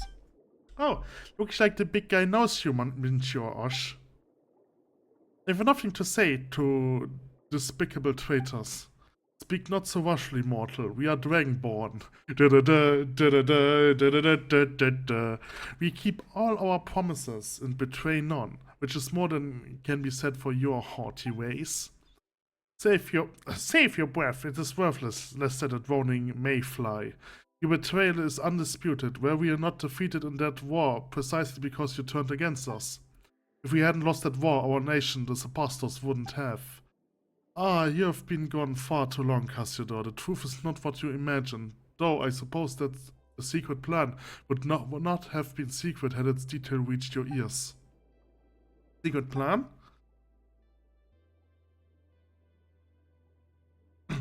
My leading an army of V-shops to assault the capital was in fact part of Remus' final secret plan, and he did all this to save his nation and people, a man of great moral character. That sounds preposterous. Yeah, that's kinda weird. Why would a ruler ask someone else to invade their own country? And what little one would ones such as you or I know of Remus' thoughts? Whatever the case, look upon this, Cassiodor. Even you shouldn't be able to divine its meaning. The guide and Golden Beast, they should only heed the call of the symphony. Why would the Sebastos bestow his power upon a savage dragon? Because they had an arrangement. Oh, you know much, little one. From where did you learn that? From memories scattered in the sea. You speak correctly. Yes, indeed. We did have an arrangement, but I failed him. I squandered his noble sacrifice. I could not make it to Domus Aurea in time, and so the waves devoured the whole city, and my kindred could not escape either. How could such a thing be? If it is betrayal you speak of, then Brutius was the true traitor. Were it not for that lying devil, that deceitful rat, and the silver-found deceptions, how could a prince among dragonkins such as I, who once led our armies after the age of ancient dragons, have been beaten so easily? That devil first falsely claimed to have given up resistance on Remus' order, saying he had ordered the legions to cease resistance. Yet when we arrived here, he suddenly rose up against us. Now that I've had much time to think on it, I fear he must have learned of Remus' plans somehow, and thus was able to set up such an inescapable trap and lure me in, step by step. And thus did my flesh and blood turn to stone, and thus did it remain for millennia, to this day when you rescued me. Brutius knew perfectly well what a massive calamity his actions would bring about, yet he still... Could he have been trying to seize control over Phobos? Was that why he committed such sins? It seems that we don't have the full story yet. So, the guy who keeps calling others traitor was actually a traitor true and true? But why though? Are we gonna have to ask him? Paimon Dobbs will get a straight answer. So that loathsome we call Citrant demon worm has yet to dissipate, has he? Yeah, and he's stolen the soul of a whole bunch of Fontanians too. Rescuing them is actually the main reason we're here. He said that he would wait for us with Domus Aurea. Well, he just said he would wait for Monsieur Oz, so we're coming along uninvited. Not even leaving a door though. How rude of him. The Initium Lani. Initium Iani. Is that an L or an I? I think it's an A. It's an I. Is that an L or an I? It's an A.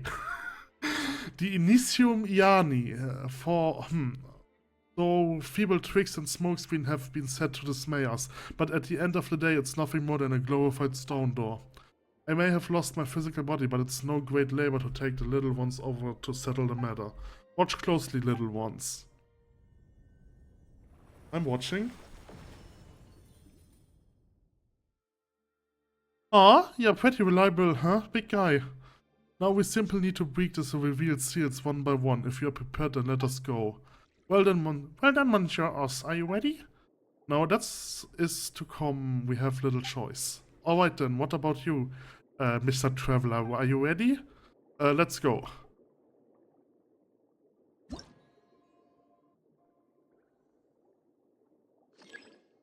Okay, so press the button to have... Oh, okay. I was reading that.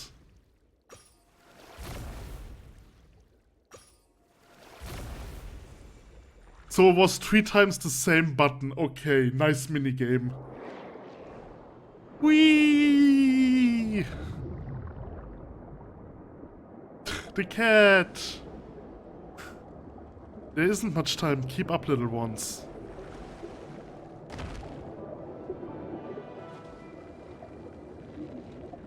Phew, that was close. How dangerous.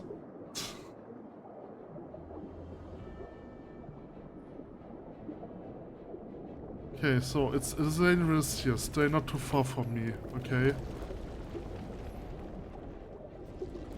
So he has generated a water shield. Ah, careful! Okay, I have to press buttons. I cannot concentrate on reading. I can't read and press buttons at the same time. Well, we had not been left with naught but this tiny body would need... There's another pass? Okay, destroy button. I can't read this, I'm sorry. Unlike you, I was once able to cross freely between different bodily forms, well, as long as a body was... Oh, damn it. You could that well, that's pretty awesome. Okay. Break this! I can't really move around. Ooh. Speed up!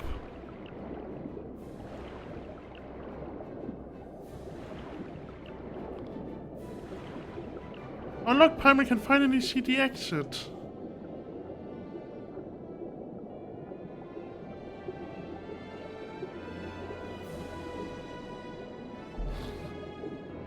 It's an underwater railroad! I'm sorry. It's an underwater street.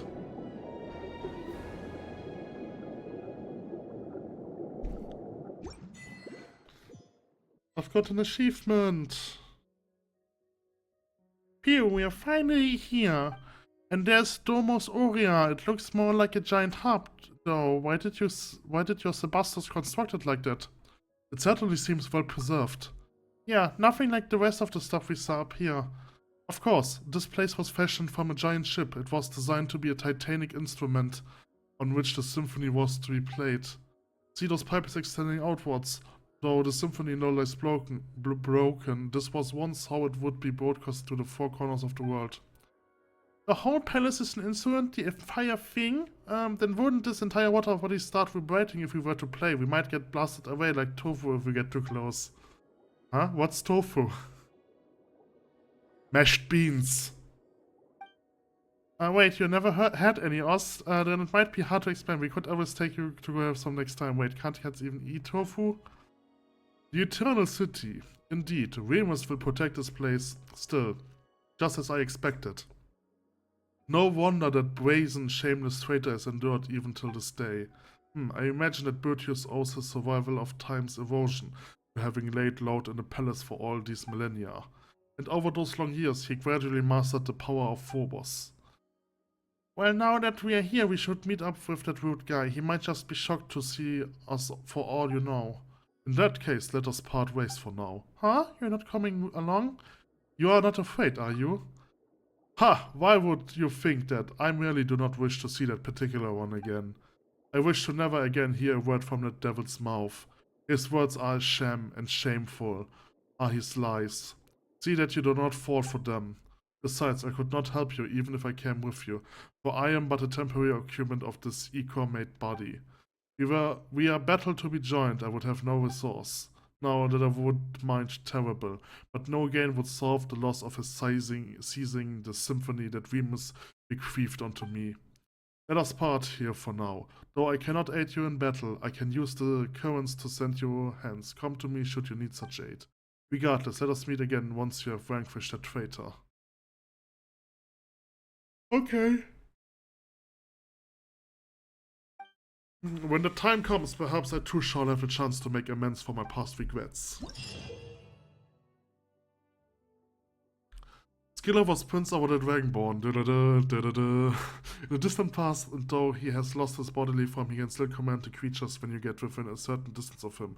You can summon high-speed currents to move to his side, interact with him, and ask him to summon intense currents to send you to a target location. If you aim at specific targets when choosing where to go, he might will roam the ocean. What? He might? Oh, he might have other things to say as well. Killer will roam the ocean depths when you are exploring the sea of bygone eras. He will move according to the body of water you are in. Okay. Holy shit, how big is this area?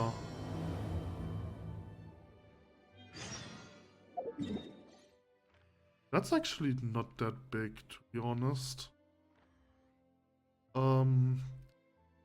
Okay, so I kinda want to focus on doing the main quest.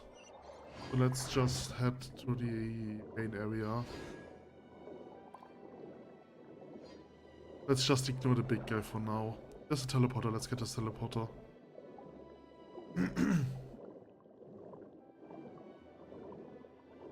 That's an anglerfish.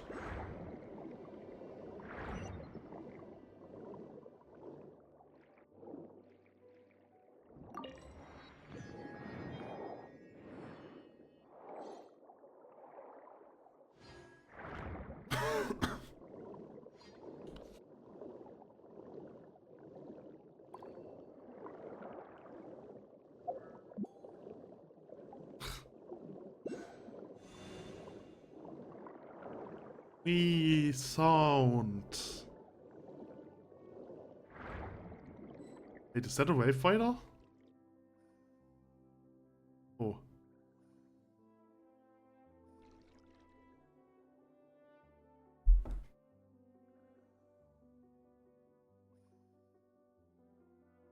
Oh no, those knights are alive.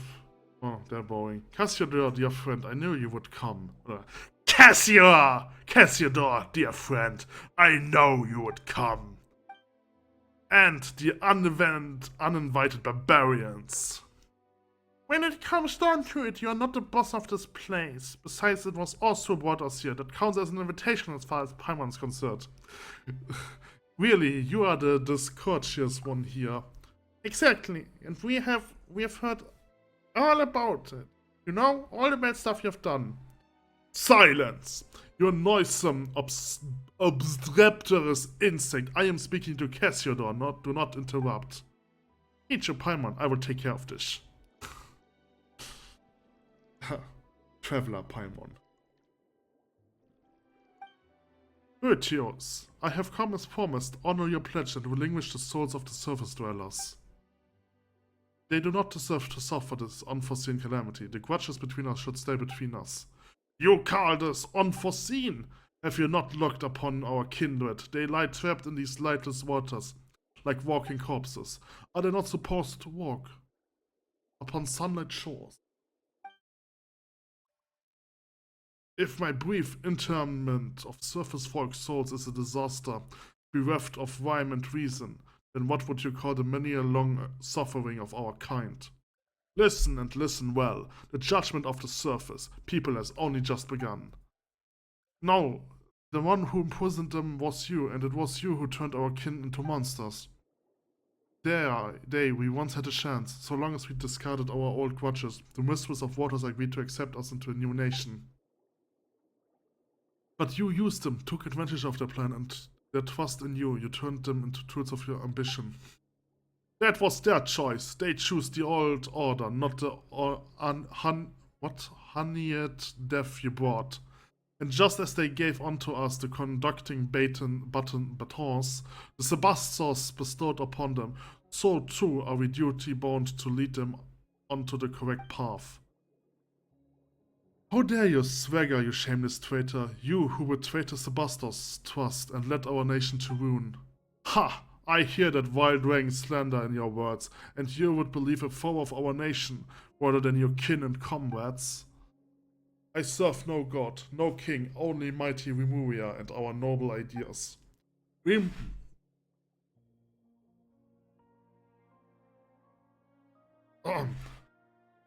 Remus proved unworthy to reign supreme from the moment he uttered that perverse command, and so there are no traitors. If anything, it was I who rescued our nation from his errors. He colluded with our foes, commanding the wild drake to flatten our city. He even attempted to destroy the Grand Symphony, which would have consigned us to live under Fortuna's joke once more. How could I have stood aside and done nothing in the face of his madness? And so you betrayed him, you shut the Initium Iani, and in the end, Phobos' power went out of control, and the royal palace sank into the depths. Will you not open your eyes to the truth? It was Remus who betrayed us, betrayed Phobos. That was the true prelude to tragedy. I have already spent thousands of years struggling to recreate the symphony of the past, weaving the broken melodies together in the deep waters just to recreate what you hear now. Now, in your hands it has become harsh, and the discordant voice of agony and hate denounce your violence. Oh, sorry, that was the wrong voice. Ha! And who decides what is harmonious or not? Is it not absolute power? Remus bent the knee to the savages and odious dragons precisely because he failed to comprehend this. But it matters not. This inverted world shall soon be righted and shall become the new Sebastos. It is impossible, Boetius. You are but a mortal human. Humans can never become gods. Ah, Cassiodor, you forget. What was Remus' ideal not for all humans to become gods, to seize their own destinies? Do you not remember that the rites we researched and recorded in the Golden Castellum not chart a course to that very destination? But we did not then know what lay beyond, had we known those thousands of years ago. Times have changed. Oh, that was the wrong voice again, I think. Things are different now, Cassiodor. Join us. My preparations are complete. Only together can we accomplish this deed. I have rid my soul of all impurities, obtaining a true will. The stairway to heaven is but a single step away. I merely need to gather all wills that have been scattered throughout the waters. Yes, even yours, which Remus personally severed. Two minds shall merge into one, and thus shall Remuria be whole once more clad in immortal form, infused with refined steel and stone. We shall take on flesh once more, and the new Sebastos shall be born. But not only that, I shall also gain that which even Remus could not attain, the power to change the very essence of the world. I will turn back the wheel of fate, usher in the old world's return, and bring justice to the land. The surface dwellers shall submit to our will as they must. It shall be as the hymns say, and when they use their will to command, the rest shall bow down and listen. You know, I will not acknowledge you. You have the falsest ideas. I will uphold my own justice. It matters not. You will understand once you enter Phobos' melody, and then you shall join me. No, bong.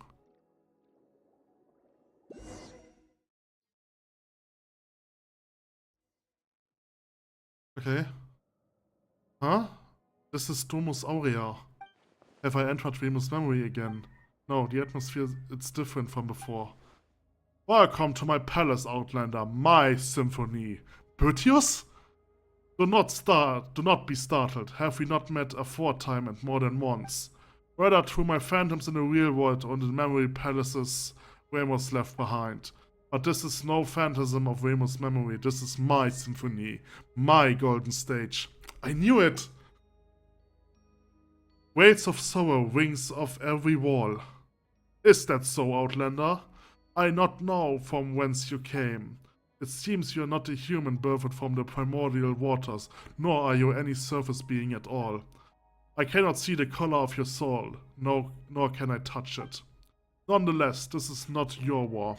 My vengeance against the surface dwellers is none of your concern. I know not why you hinder our work.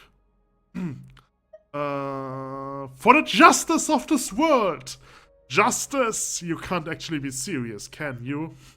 You may possess powers that even I cannot perceive, but you would be naive, Outlander, to think that brute force alone will defeat me.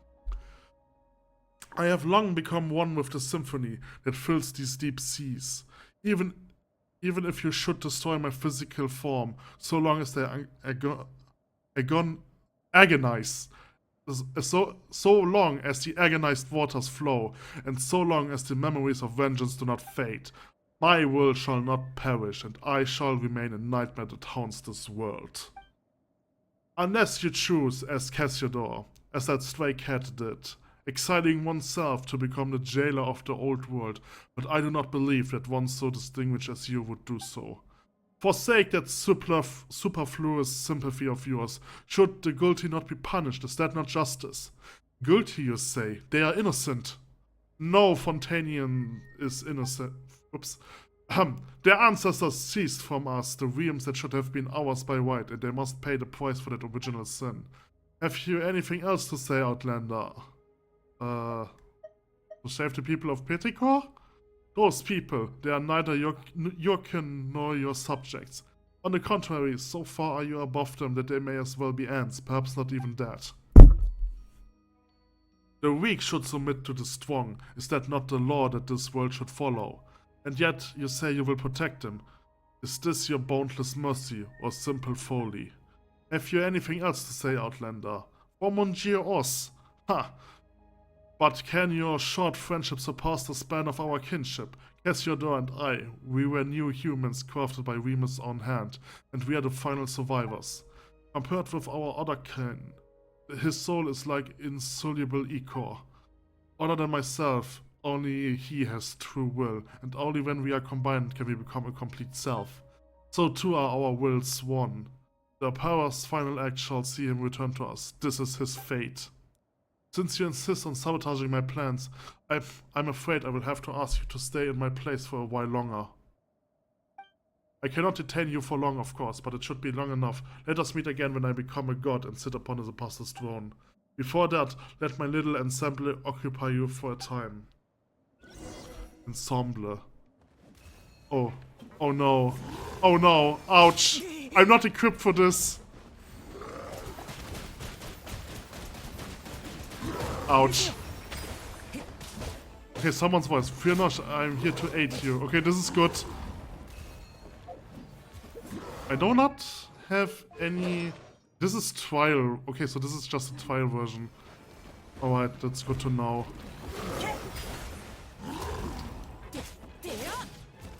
I mean, I cannot break the armor. Explore the mysterious space, okay?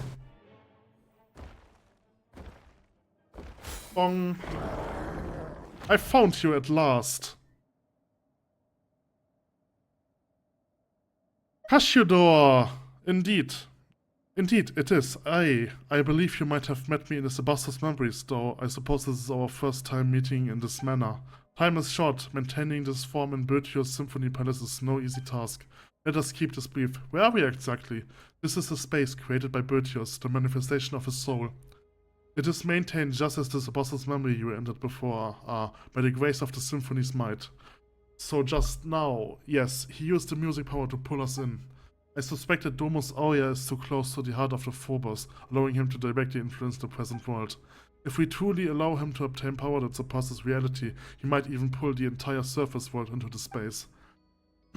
When that happens, his delusions will replace the real world, and Fontaine will revert to its appearance from thousands of years ago. Just like what happens in Petrichor. No, I suspect it would be worse still. Will he really become a god? That depends on your definition. It is not hard to give shape to false fantasies, but he will find transcending fate futile. Were it truly that simple, then those thousands of years ago we would have already succeeded. All he can do now is drag more innocent into the nightmare of his making, turning them into walking, corpse-like puppets. And we must stop him. That we do, but it cannot be done here. He must return to the real world. In that I shall aid you. And what's about you? Not to worry, he has no plans for me at the moment. As for me, I've just thought of a way in which we can destroy him utterly. He has prepared a mighty form for himself in the real world, and plans to initiate a ritual within Domus Aurea that will have him take on flesh. As long as we can get him to lower his guard and gather the symphony scattered throughout the deep waters into that body. We can seize that opportunity to destroy both him and that body. That will put an end to everything. Only you can do this, traveler. Phobos...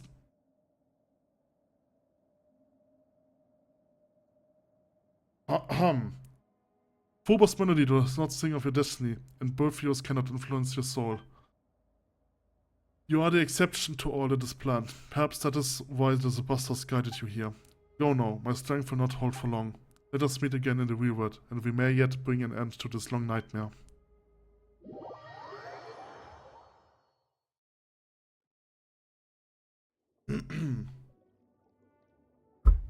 You finally woke up. Emma was very sick. She thought you might have had your soul stolen by that jerk, just like all the other townspeople. I'm fine, Paimon. Did I pass out? You better be. Okay. After you passed out, Brutius and Monsieur Oz disappeared along with that wave of sound, leaving Paimon all alone here. And then this big guy came along, not that he helped much either. I fear that was not up to me. I am but a soul that dwells within the E-core. And though that Remus did give me his final symphony. But to wield its power against Brutius is a different matter. Anyway, Kitsu woken up and seems okay. At least, but where's Monsieur Osco? Did Brutius... I saw him! You tell of what happened with Brutius' Soul Palace. Huh? So Monsieur Oz is there alone? He seems to have his own plan, don't worry. Regardless, should he prove correct, then we still have a chance to defeat that shameless devil. But first, you must enter Domus Aurea. Well then, big guy. What are you looking at me for? Didn't you once lead a host of dragons to attack Remuria's capital? Getting us into Domus Aurea should be a piece of cake. You have many ideas for one so small, little one. Still, this shall not prove as simple as you think. The chief strength of Dragonborn lies in our powerful flesh, embedded into Icar as I am. All that remains to me is but the feeblest of will. Destroying the Nishiumiani exhausts nigh all my power, and Domus Aurea, defending by the Symphony's power, cannot be compared to gates of mere stone. Wait, then aren't we fresh out our options? Are we really just gonna watch while that Brutius guy eats Monsieur Oz up? Peace, you rash little thing. I merely said that I was powerless, but it is not so for you. The power of the Symphony defends this place. That same strength can be used to break it. But the Symphony that I can wield is... Yeah, that super powerful Phobos thing is protecting the palace, right? How can we possibly beat it? If you cannot beat it, then simply borrow what you need from it. Once upon a time, the will of Phobos flowed through golden aqueducts into every corner of Remuria. Though these paths and pipes have been destroyed, if you can connect a section that lies before you once more, the great gates of Domus Aurea shall surely open, just as they once did. That is what is written in the symphony after all. Sounds like it's worth a shot. I too made some discoveries while searching for anything Remus might have left behind. It appears that this devil has yet to join some fragments of the symphony to his music, and they are scattered in these parts of the sea. Come with me. If we can find them and use their strength, we might yet reverse the flow of time and return the aqueducts to their original form. Oh, that does sound kinda promising. Let's get a move on then. Okay.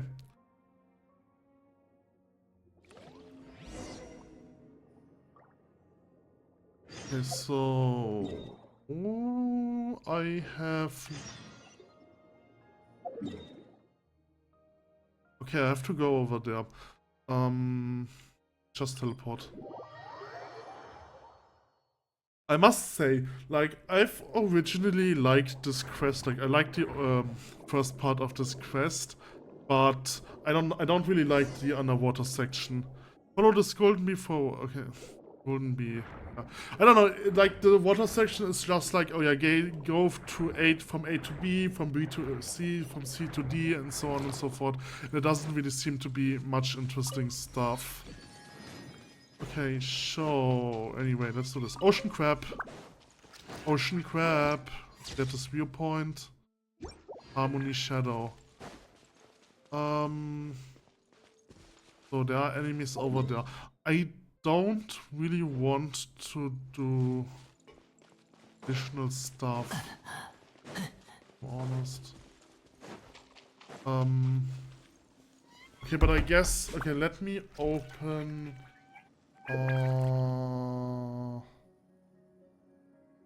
Genshin Impact, interactive web map, Genshin Impact, Seer of Spygone Errors. So I am over here, so I've got the viewpoint. Oh, I hate it. Why are you removing me all the time? Why do you hate me? Huh?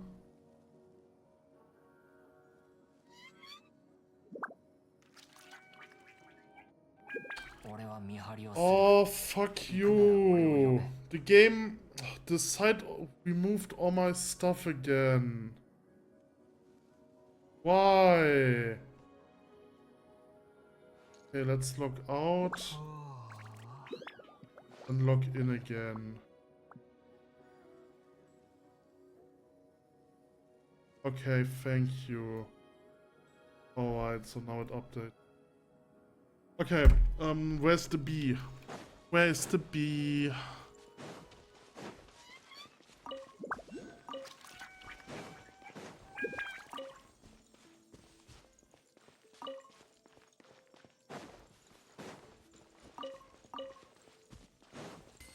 I need more artifacts. Upgrading artifacts is so difficult. Okay, return the flying bird phantasms to their rightful place. Okay. Okay. What? Okay.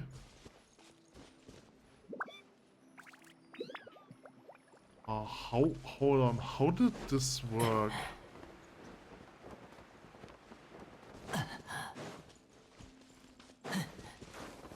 Oh,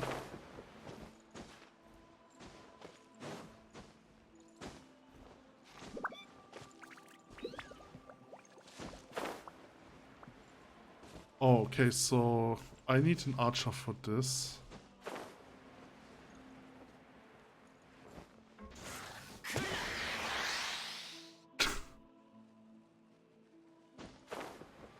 Yeah, I definitely need an archer. Okay, hold on. Let me go back over here. What can I do with you?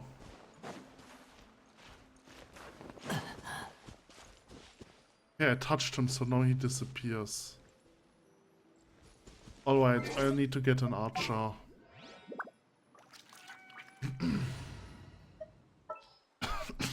So, which archer haven't I done in a very long time? Let's use the new archer.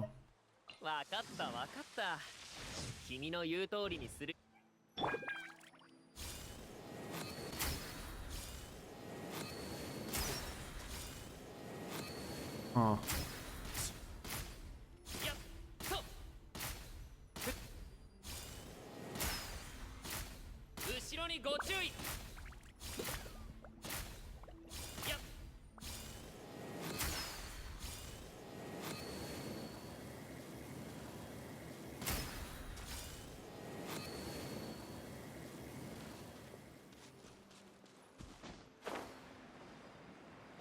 Let's get this guy. And you're now going to fly over there. You're so annoying.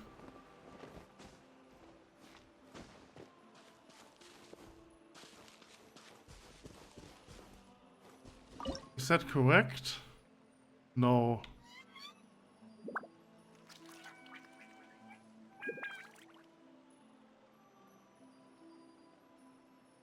Okay, so... This is correct, but now I need to get those birds. Can I shoot them? No, I can't. Oh boy, I don't like this.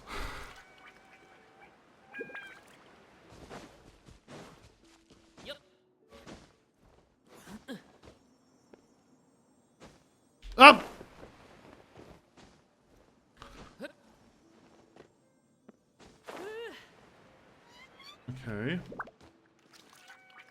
I mean, this is like a CD puzzle, but the worst version of it. So now the question is, how do I get to you?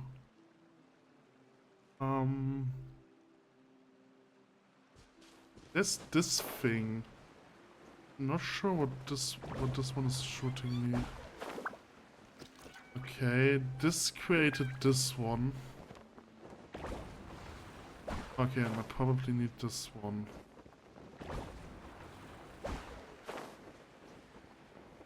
Okay, so I have to find the Dorokuli on the map. It's not this one, but that means it might be this one. Okay, I've got a chest.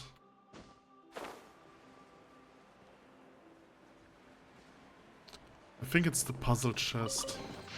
Oh, Harmos notes. Oh, I remember those notes. Hold on.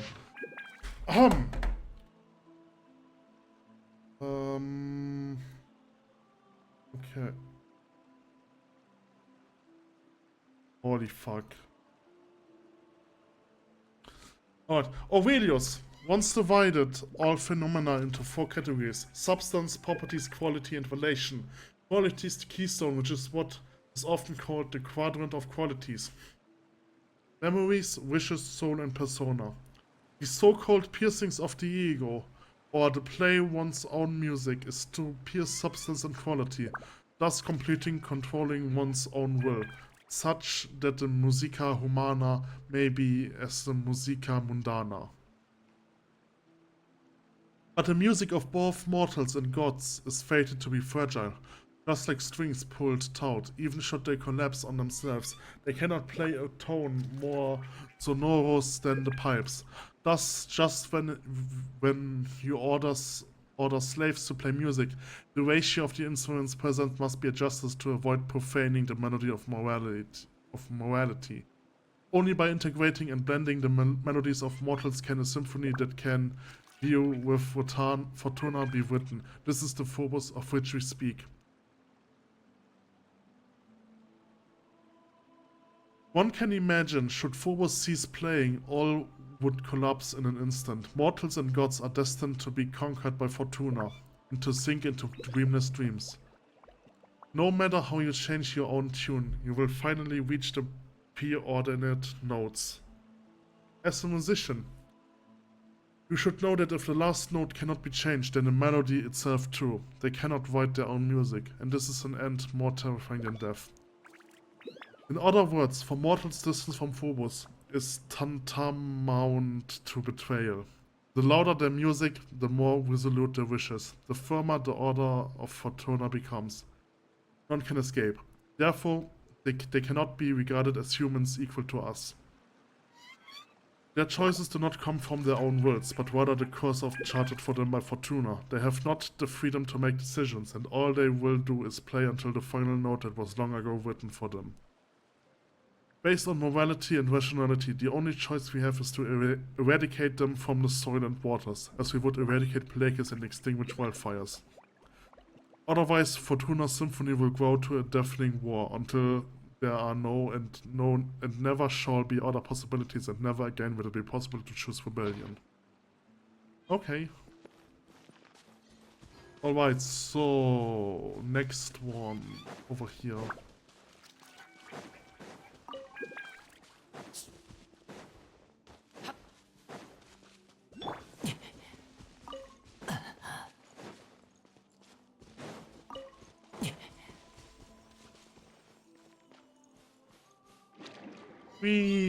I'm in water again. Oh, there's another teleporter.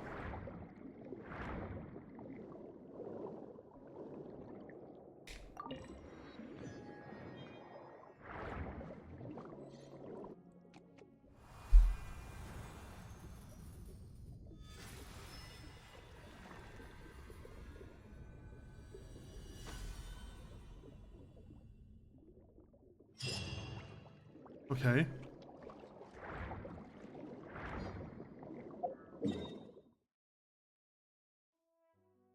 You know, I have to go over there.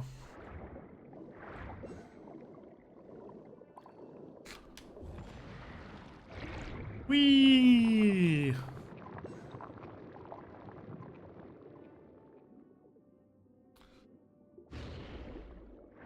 Okay. Illuminate. The rest is in your hand. Okay. Already did this. So let's go down.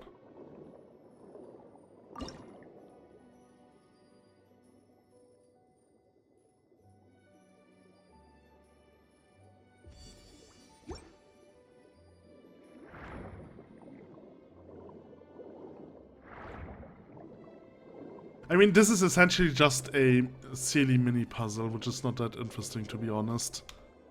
See, these are my least favorite things in this game.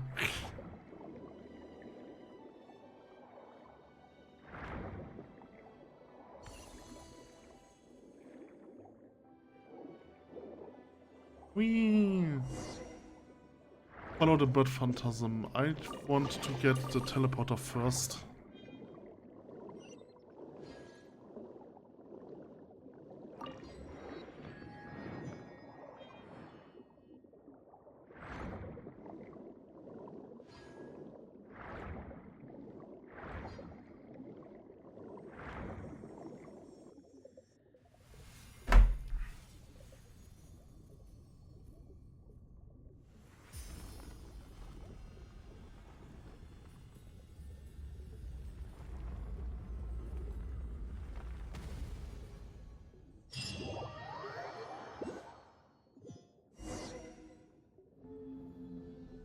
Alright, looks like the waterways are reconnected. Next we should go back and look for that big lunk here. Hey, Paimon wonders how Monsieur Oz is doing. We've got to hurry up. Huh, Kitsu, what's going on? Is it happening again? Ah. I had a dream. In that dream, even mortals had freed Remus, I must remind you that in my view of your... I think I'm changing the voice every time. I can't remember voices. In my view, both your kingdoms and the symphony you compose are now beyond your control. Though I have never expected much from those created by the usurpers of the many waters. And nurtured by yourself. The extent of their degradation is shocking nonetheless. The civilizations created by you and your subjects shone brighter than all others in this world. But naught remains now, but deep impenetrable darkness. The atrocities committed in the name of civilization and orders were far crueler than even pure barbarism. Even the most savage and violent of Vtuber would never engage in such meaningless slaughter. I am perfectly aware of all what you say. You know, and yet you remain indifferent, or are you powerless? No, you could easily destroy those mortals who deserve punishment, if you so wished. But you cannot bring yourself to do it. You love humanity, this is the curse you bear as an usurper. It is time for me to depart. I will not aid them in butchering innocent mortals, but neither do I harbor any desire to stop them. You once promised the usurpers of many waters that you would use the pure water she granted you to create a world of endless prosperity, one without conflict. I followed you to the surface precisely because I wished to witness that future, but this is how it turned out. You have failed, Remus. You could not defeat Fortuna. Blood shall stain the high seas wet once more, such is the cruelty the heavens show to their creations. I have a plan. Oh, you always were one to have many plans, Remus, but all of them lie in dust now. Even you do now not where it all went wrong. Would you like to hear it, though? This will be the last one. I distinctly recall you saying the same thing when you persuaded me to leave the Fontima. But speak now, before I return there to the site of the usurpers of many water. Haha, fascinating, fascinating. Only you could be so towering, selfish, yet so utterly selfless. You even took me into account, did you? Recklessness. How terrible rash of you, usurper lord of mortals. Still, your plot pleases me. The mere thought of leading my Vishas and trampling your arrogant, foolish people underfoot brings me joy. But this shall be mere ceremony, just a show. Fret not, I shall be, as you said, merciful. But if you do this, your life as a god shall come to an end. There will be nothing left but the symphony. Have you considered this fully? Of course, of course. The box of horrors that I opened, so true I shall shut. The box of Pandora!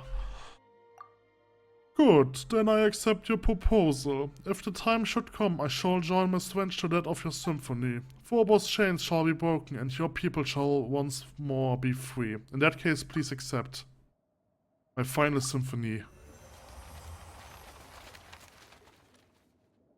The city built by the harp was toppled by the piping of reeds that reached to heaven. Did you see Reman's memory guess again, Kitsu? It wasn't another one of Mr. Evil and Woods this time. Even in dreams, it's just super irritating. I think I know what Reman's plan was. We must destroy Phobos. To accomplish it, we will need to play Skiller's symphony. Eh? What's with that all of a sudden? What did you see in the memory? Fascinating. Reman's power lingers still in the deep seas and had not dispersed, and I too am here at last. Do you know what that means? The conditions have been fulfilled. Indeed, that is why I have come here with you, to make amends for millennia of regret. Now, the final question is Phobos. Wait, Paimon's confused. What are we using the music for? It's nice that you understand each other and all, but you're leaving Paimon out. This is unfair. Tell her what's going on. The final symphony Remus gave me, or the requiem, is an order for the Phobos to self-destruct. He was to sacrifice himself to unleash the symphony's power, and it will fall to me to control the primordial savage energies that he would awaken. That was how he would free his subjects from their stone bodies and give them back forms of flesh and blood, destroying the artificial barrier between races. He once instructed me not to reveal this plan to any of his subjects, for it was only by making them realize their limitations that prejudice and arrogance could be set aside. It appears, however, that you have pieced together this plan through the memories he left behind, Traveler. So that's what's happened, but his sacrifice was wasted in the end. Perhaps, but now that my soul has been freed, there is a chance to make amends. The lost soul of Remus' former subjects remains imprisoned in their statues. If we defeated monstrosity, we can use the requiem to give their soul release, allowing them to return to the high sea into the eternal cycle of life and death. That way, I may consider myself to have fulfilled his wish. Perhaps that is why I came here. Indeed, Outlander. Perhaps this is indeed a fated encounter. Okay. So the last part of this quest, I assume. Release the E-Core. Whee! Hold on, wrong button. I have been playing Shadows of Mordor, or whatever this game is called, recently. And it's so confusing that you sprint with the A button in that game. That's horrible. I hate it so much. I cannot play this game and Genshin Impact at the same time because the controls are so different. It's completely confusing me. What is this? Start. Okay. The Wheel of Fortune. It's cosmic water!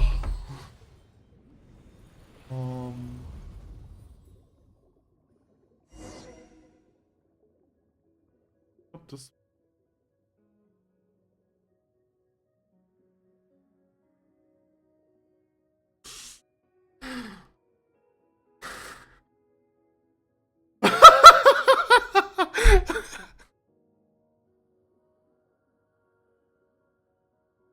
I'm sorry, I'm just laughing at the comments on the Hidrokuli that just got right.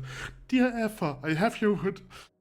Okay, so let me explain this because you can't see this, right? So the highest post is Lumine, which says, Dear Aoife, I have your Hidrokuli held captive. If you want it in one piece, you must do what I say. Please come home. And then the second post is is Aoife saying, "Dearest Lumine, have you ever considered the fact that I've already got it? Try again next time." This is so funny.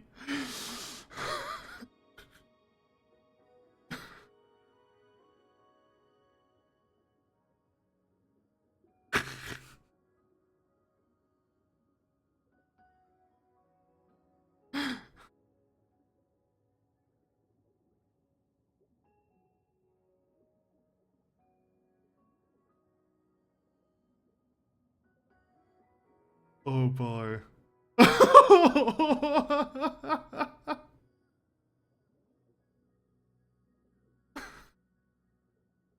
Oh my god, it's going on.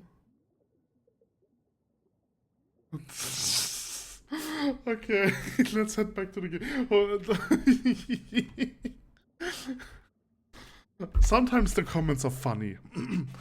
How the eco does that just as it did millennia ago. This must mean that the time has come.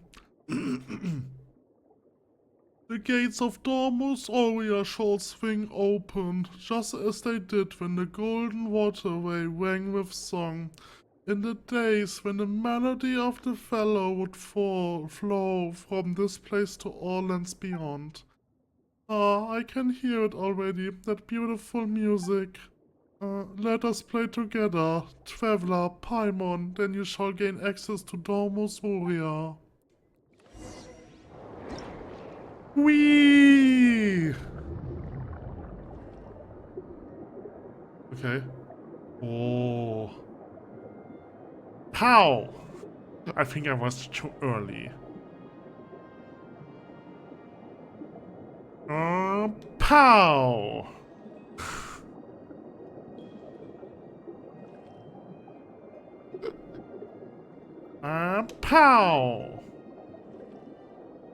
Pow!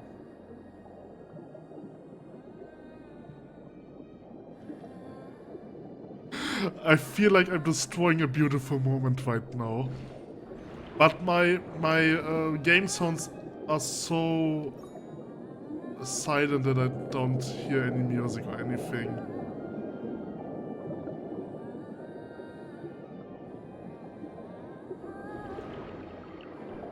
Under the sea, under the sea.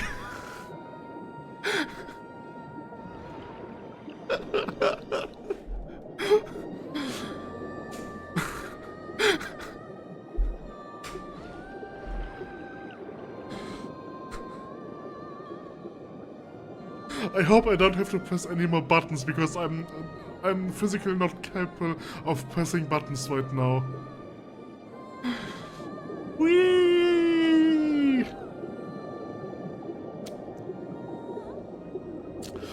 Dude, the Chinese knockoff version of Ariel was better than the real life remake.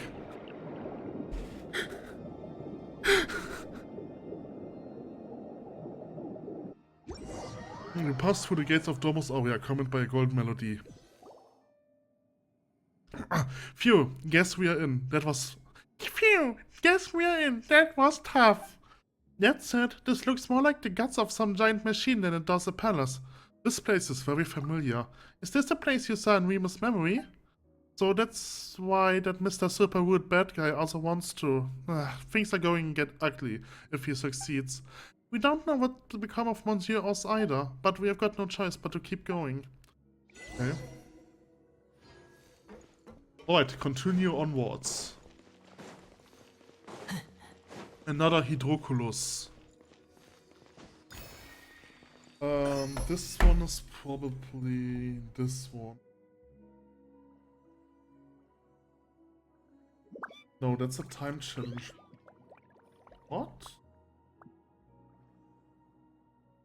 Hold on, where am I?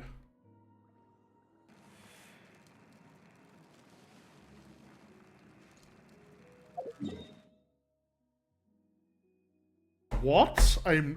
What? I'm here. Okay, I did not expect this. Okay. Oh! I have to fight my favorite boss. What's this called?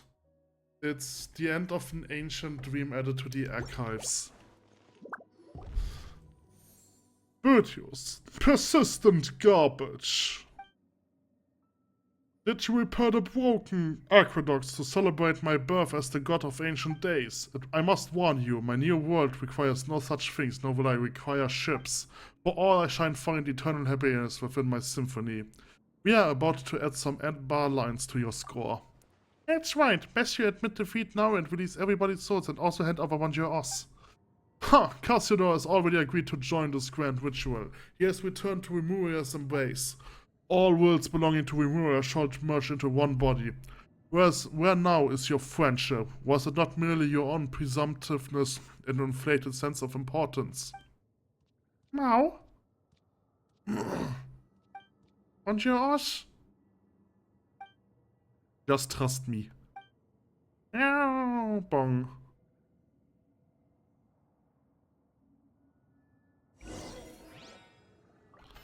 This was not part of the plan, but in that case, come be a witness to the birth of a new world. I have to talk fast. Oh, he has no moves. I feel like I'm going to lose this fight. Let's start off with Noel.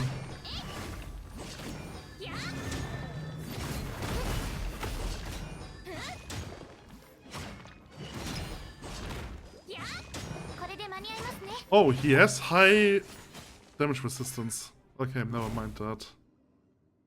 What? How? Why can't I control his body? Kitsundere, you... If you have at last fulfilled all your will is here, and Phobos also, this time there's no escape. Why? I am harmless to go... Ah! Okay, the conductor of the symphony, how did you... Have you forgotten, before the Sebastos cut me away, I too was a harmless, and now that I have returned to the symphony, you're the sole conductor no longer. Ha! So you agreed to join me just to lower my guard, only to betray me once more, me and Remoria both. Think of our kin, tragically imprisoned beneath the waters, of the torment they have suffered for millennia. Will you truly destroy our cause, obliterate our final hope, for the sake of those who scurry and crawl on dry land? You are the traitor. You are the traitor here, and the one who imprisoned our people. That is why our nation fell into its ruinous state. The justice that our Sebastos, the Imperator, gave unto us. That golden ideal was for us to follow the melody of our hearts and obtain the freedom to grasp our fate. We did not wish to be judged by Fortuna, much less to become your slaves. After Phobos was shattered, the people should have gained their freedom. If not for your deception, their nightmare would have ended long ago. Remoria has not fallen. With Phobos as its guiding star, it shall rise again. Though rock and metal may crash and clamour, humans cannot live without water and soil. No power, however great, that tramples upon the value of life has any meaning. Are you not human yourself, Britius? We Remurians were all ordinary Fontanians once.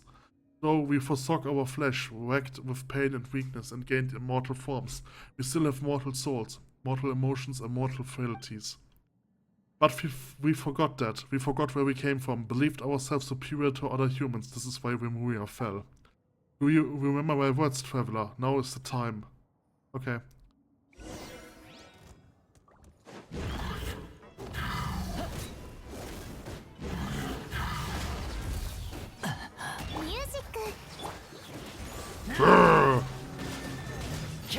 Ow. I don't have anything to revive, by the way, so I'm stuck now.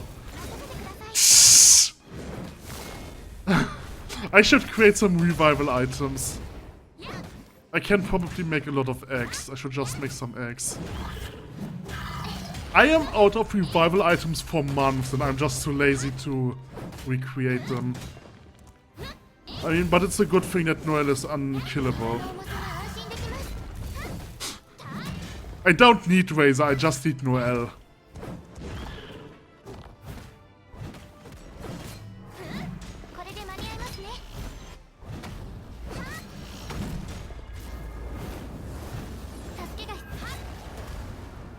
No, never!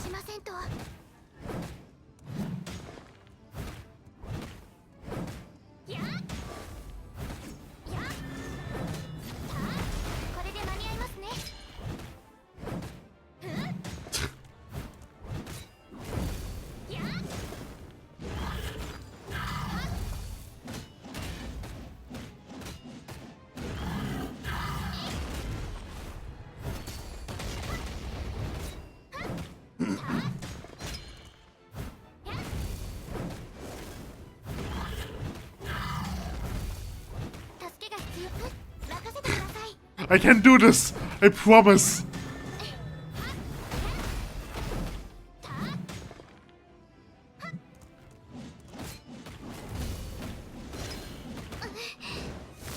Ren has a really good crit rate with my items, with my artifacts on her.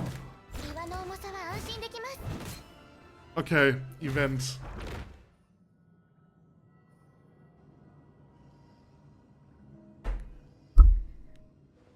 Oh, Paimon's kinda dizzy now. Kitsundere. Kitsu and Paimon, I didn't think we would be able to meet again like this. You're Manjaros! Wow, Betius is here too. He's not gonna try anything funny, is he? He's a harp. No, wait, are Paimon's eye deceiving her? What's that thing floating over there? You see it too, then. The being that hovers behind the illusion of Betius. Haha, you found me, I see. It's a harp. No illusions is that you see. You gaze upon Betius in truth, for I am in truth Betius. Of course, I'm not only him, but you also. I'm every melody, every movement, every thought. I am the sum of all souls. I am Phobos. This does not include you children from beyond, however. You are not part of us. Phobos, so the great symphony that governs all, has a persona. Phobos, or shall I say that which was once Sibylla, was originally a survivor of the last deluge that swallowed the earth. Sibylla's wish was to grant happiness to all in the world who are called humans, but she had no persona and her strength was insufficient. Thus she entrusted her wisdom to Remus, and with the addition of the power that Remus possessed, the symphony was created, that is to say. No, how can this? So the music we have played all this time and the fate we accepted, it all came from you. Yes, it is me, but it's also all of you. I am also you all. I am the aggregate of all your wishes.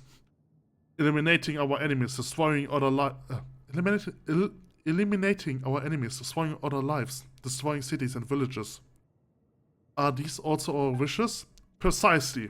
That's what you wish for, and so I responded. Plunder, hatred, slaughter. These two are part of your wishes. Is that not what it means to give everyone happiness? Preposterous. Don't be absurd, that's just twisted and wrong.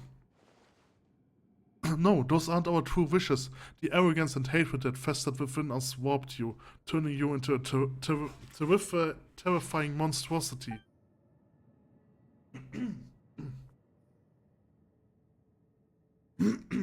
Such thing will make no one happy. Not us, not any other living being. No wonder you led us to destruction. The Imperator himself must have sensed it. And that's why he... Remus, yes, he did attempt to destroy me, but why? Without me, all of you would once again have been plunged into confusion and agony. So for all your sakes, I had no choice but to... Wait, what? You mean to say that Betius, even then, he had already... Yes, that must be it. We could never have gone against his apostles' commands, unless the very symphony had rebelled against him. What of Betius? What have you done with him? Well, he become us, of course. Or put it in a way you might understand. I ate him. Ate him? Oh no! But it was also his wish. Only I could fulfill. I'm sure that it made him most happy indeed. So that's why Betius became your puppet, and why he did all he could to engineer your return. It is all for the happiness of you, for everyone. Ha ha ha ha ha. No, it is time we put an end to all of this. I have trapped you in this body. There is no way out. I shall destroy you utterly. Is your wish to disappear together with me? Would that make you happy? But I can't fulfill that wish. I am Remunion no longer, and I cannot become Fontanian. Oh, I am Remunion no longer, and I cannot become Fontanian. I already chose my fate when I agreed to help the Apostles attain his wish. So yes, this is my wish, the reason for which I have wandered this world. It will end this millennium-old nightmare. Now, Traveler, Phobos, and I, destroy us both. Okay. I am filled with joy, Traveler, for I have just learned of the Apostles' plan and hopes. The Imperator aimed to free everyone from the symphony, from hatred and strife, through his sacrifice. Even to the last, he desired to save his people. Now I shall fulfill the wish he could not see. True. This is our final chance, and only you can help us seize it. That is why the Imperator, why fate brought you here, my friend. My friend. Oh, I'm his friend. Bong, bong, bong, bong, bong, bong, bong, bong, bong, bong, bong, bong, bong, bong, bong, bong. Ah! I'm not dealing enough damage. 10 years later. Imagine there's a time limit.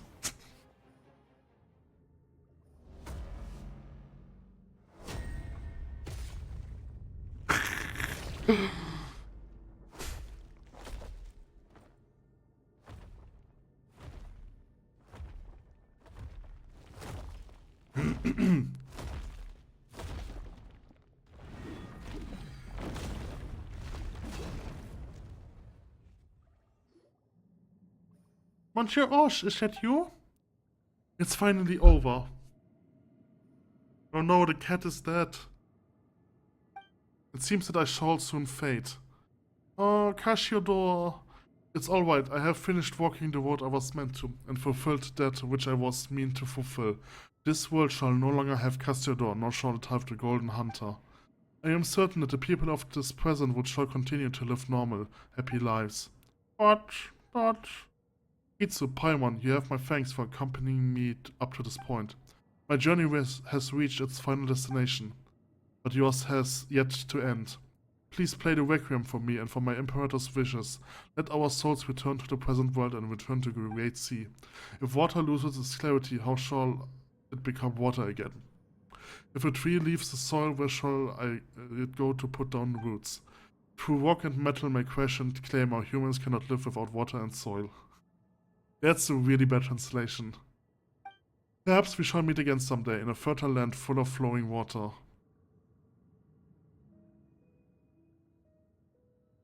Okay.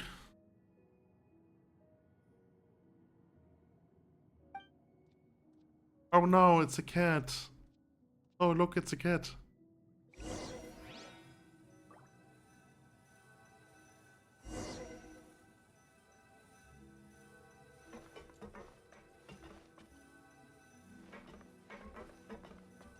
Okay.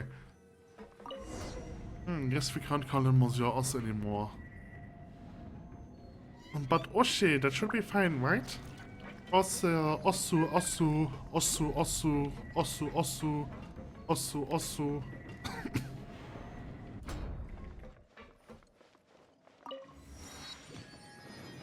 Oh.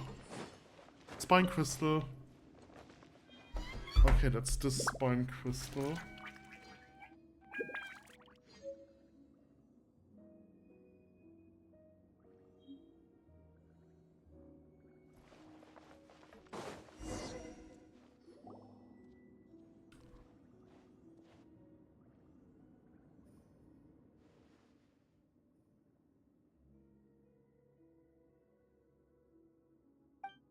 Whoa, big guy, you scared Ossu. You mean Cassiopeia? No, that familiar feeling has disappeared.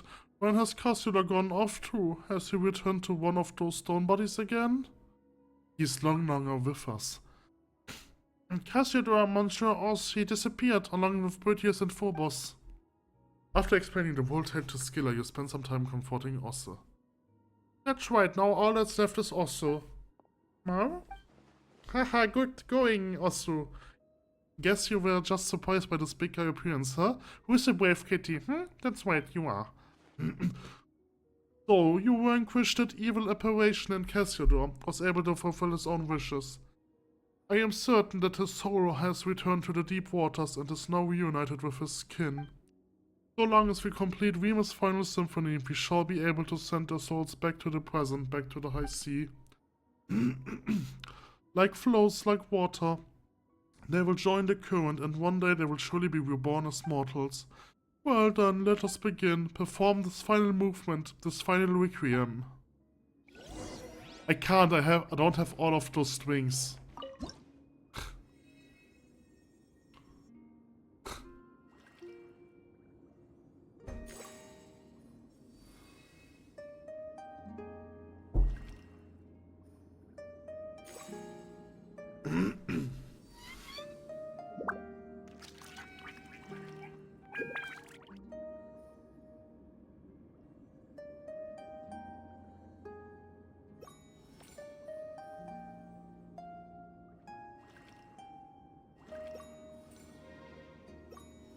Under the sea.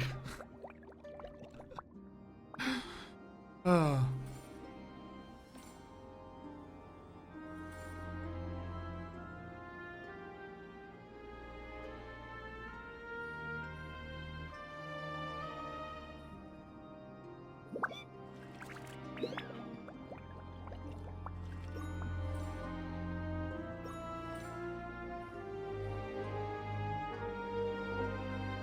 I can leave this anytime.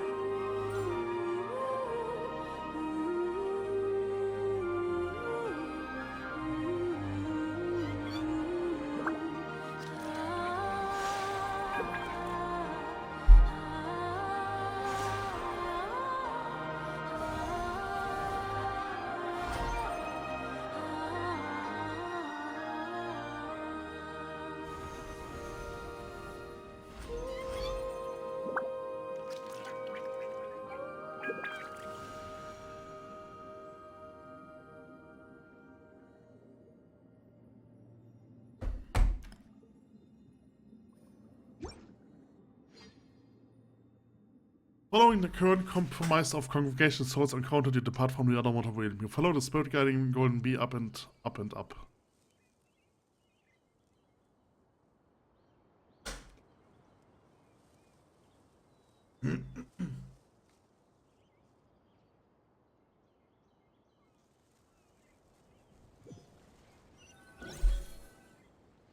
Kitty! Osu. Oh my god, I'm flying in the air. I'm swimming in the air, I mean.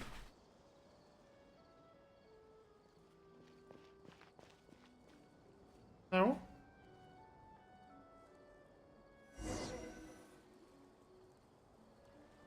After everything is over, you return to where it all began. Oh, I've got the final one. I'm missing 3 things. That's okay. Is the symphony that was left to us finally coming to an end? We have completed the requiem, and the souls imprisoned in the ocean depths all seem to have left. Townspeople should be back to normal as well, right? Thank you both for completing this final musical movement. These wishes that have endured for thousands of years. Whether it was mine, Remus's, or that of anyone who wishes to protect peace in this world. It reminds Paimon of Monsieur Oz. Oh, sure. Oh, good kid. You like that name too, hehe. We are not talking about you right now, though. His soul has returned to the high sea. There at last he can be at peace. I imagine that was akin to release for him. So what do you plan to do next? Well, now, it was not easy to regain my freedom, so I believe I shall have a good romp underwater. After all, there are none who shall disturb me any longer, save you, perhaps. Hehe, what do you mean, disturb? I jest. Still, are you not due to return to your own place? Let us pass ways here then. Or so I would say, but further visits on your part would be appreciated. I might get lonely now that everyone is gone after all. Hehe. Oh, you just miss us already, don't you, big lunk? 0-1, big guy. Looking at you, even I begin to look forward to the future of terrestrial beings. Well then, until we meet again. Skiller leaves amidst the turbulent waves. Well, where should we go next? Oh right, we should get back to Mr. Est to tell him that everything's fine now, we did promise to after all. And there's Oshu too. What should we call him now? This could get complicated. Anyway, let's get back to town first.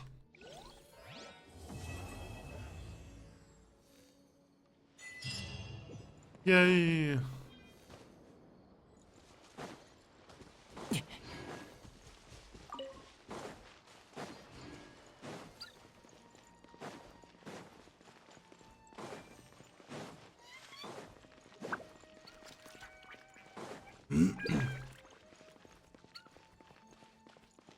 So Est is over there. No, this is not Est. So this place is based on Venice, I would assume. Right, he's the Doge of I don't know what's this pronounced. Welcome, young one from afar. I welcome you to the name of the Concilium Serpentinium. I am Petricus Doge. If you trust the wisdom of an elder, then you may ask me anything. What is the Concilium Serpentinium? Trust in the wisdom of the elderly is a tradition here. Since ancient times, all affairs in the town have been assessed by a committee of its elders. And of these elders, the most trustworthy would be selected as Doge. And that is me, old and unskilled though I may be. Though given the role of overseer, I must say that there is little for me to oversee here. We live simple lives and have simple customs. All we do by tradition. Okay. What's about the customs? Petrichor is a romantic, idyllic place. People respect customs and are customarily polite and friendly to outside guests. Of course, some of us go a little overboard, and as a result may seem almost very perhaps. But do forgive us, Petrichor is far from the court of Fontaine, and people here have hardly ever left the town. Just as a stone thrown into an ancient well can stir up ripples, people always fear that outlanders may disturb our peace. So please do not hold it against them. Okay. Venice! Grundiland. I have to talk to Est, but I have no idea where he is. Goldoni.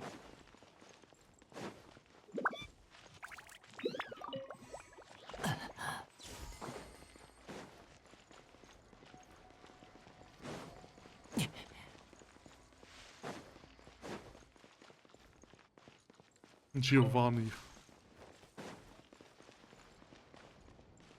To unnamed villager.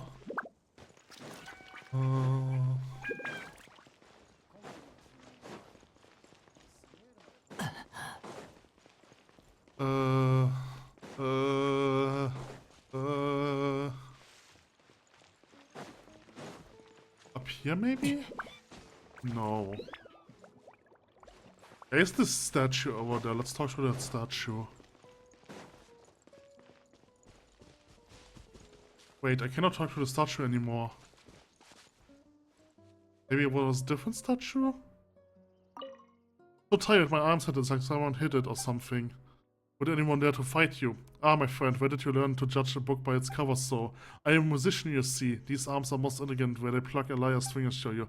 Although I do not know why, though I was exhausted after waking up from a lengthy dream, my arms now feel like they have been granted manifold strength. I have never been this tired, not even when I would play the lyre without rest or sleep. It seems that I shall have to return to Capitolum to get rest. Where is Capitolum? What? Capitolum? Why, wait, where is it again? Strange, why did that word suddenly leave my lips? It's as if it was my hometown where my family is. Said, alas, but I no longer have any family. If this Capitolium is some dream world of the afterlife, I reunite with them there. Sorry for your loss. Grief will not simply disappear, we can only let it slowly fade. I once thought the world unjust for this reason, but will any amount of that change the past? The more I can commit to the iridescent store, the fewer opportunities there will be for sorrow. I don't want to read this, okay. Oh, he gave me some stuff. So... you could have talked to this statue and it would like be... Okay, it would like be... The statue isn't alive and you're just talking to a statue. You think it's alive, but it's not. I guess that's not a possibility anymore. Ooh. Oh. Esther, we are back. Oh, if it isn't... Wait, no. Who are you? Huh? You can't have forgotten us already. We are Traveler and Paimon. Traveler and Paimon. I've indeed heard tell of these names, but I couldn't sworn I've heard them in a dream. But we were definitely awake then, Esther. Also, while we were below, we didn't even see. I dreamed that everyone in town was petrified, turned into statues of stone, leaving me utterly helpless and alone. Until finally 2 brave heroes came and shouldered the burden of rescuing everyone. Could it be that it was no dream at all? Maybe, maybe not. Yeah, after all, everyone's back to normal now, aren't they? But it seems as though everyone had some very strange dream indeed. Just what happens? Could we all have been hypnotized on Mars? It would take us ages to explain it all properly. Just forget about the hypnosis thing for now. Oh, speaking of hypnosis, you two even brought over a cat. It looks quite intelligent. He's even smarter than he looks. And moreover, he's our companion, but unfortunately we can't take him with us on our journey. Well now, isn't that a coincidence? Our club just happened to have an open bed for cats available. It's been unoccupied ever since that hypnosis researcher went traveling and took his cat with him. If you two don't mind, leave him here with us. We will take care of him. Though I cannot quite put my finger on it, I feel like we've bound up together, almost as if by fate. I will help you take very good care of him indeed. The cattery is on the other side of the building. Just walk over and you will see.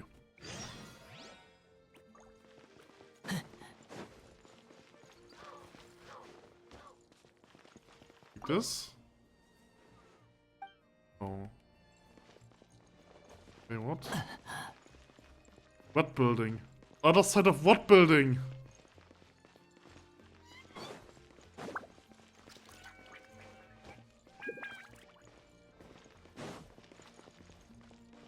Huh? I cannot talk to him. Oh. It's over here. Hey, this will be your home from now on, Osu. Still, it feels a bit weird. Cassido should have already left here, right? So who is Osu now?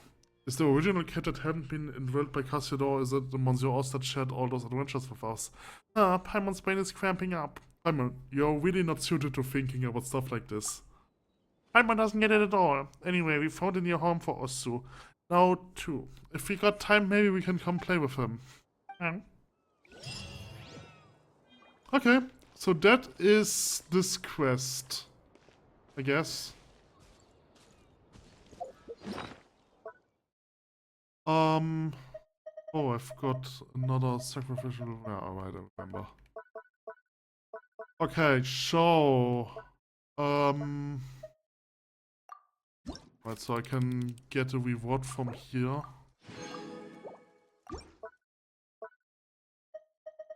Okay, so I would say this is the end of this quest. Hope.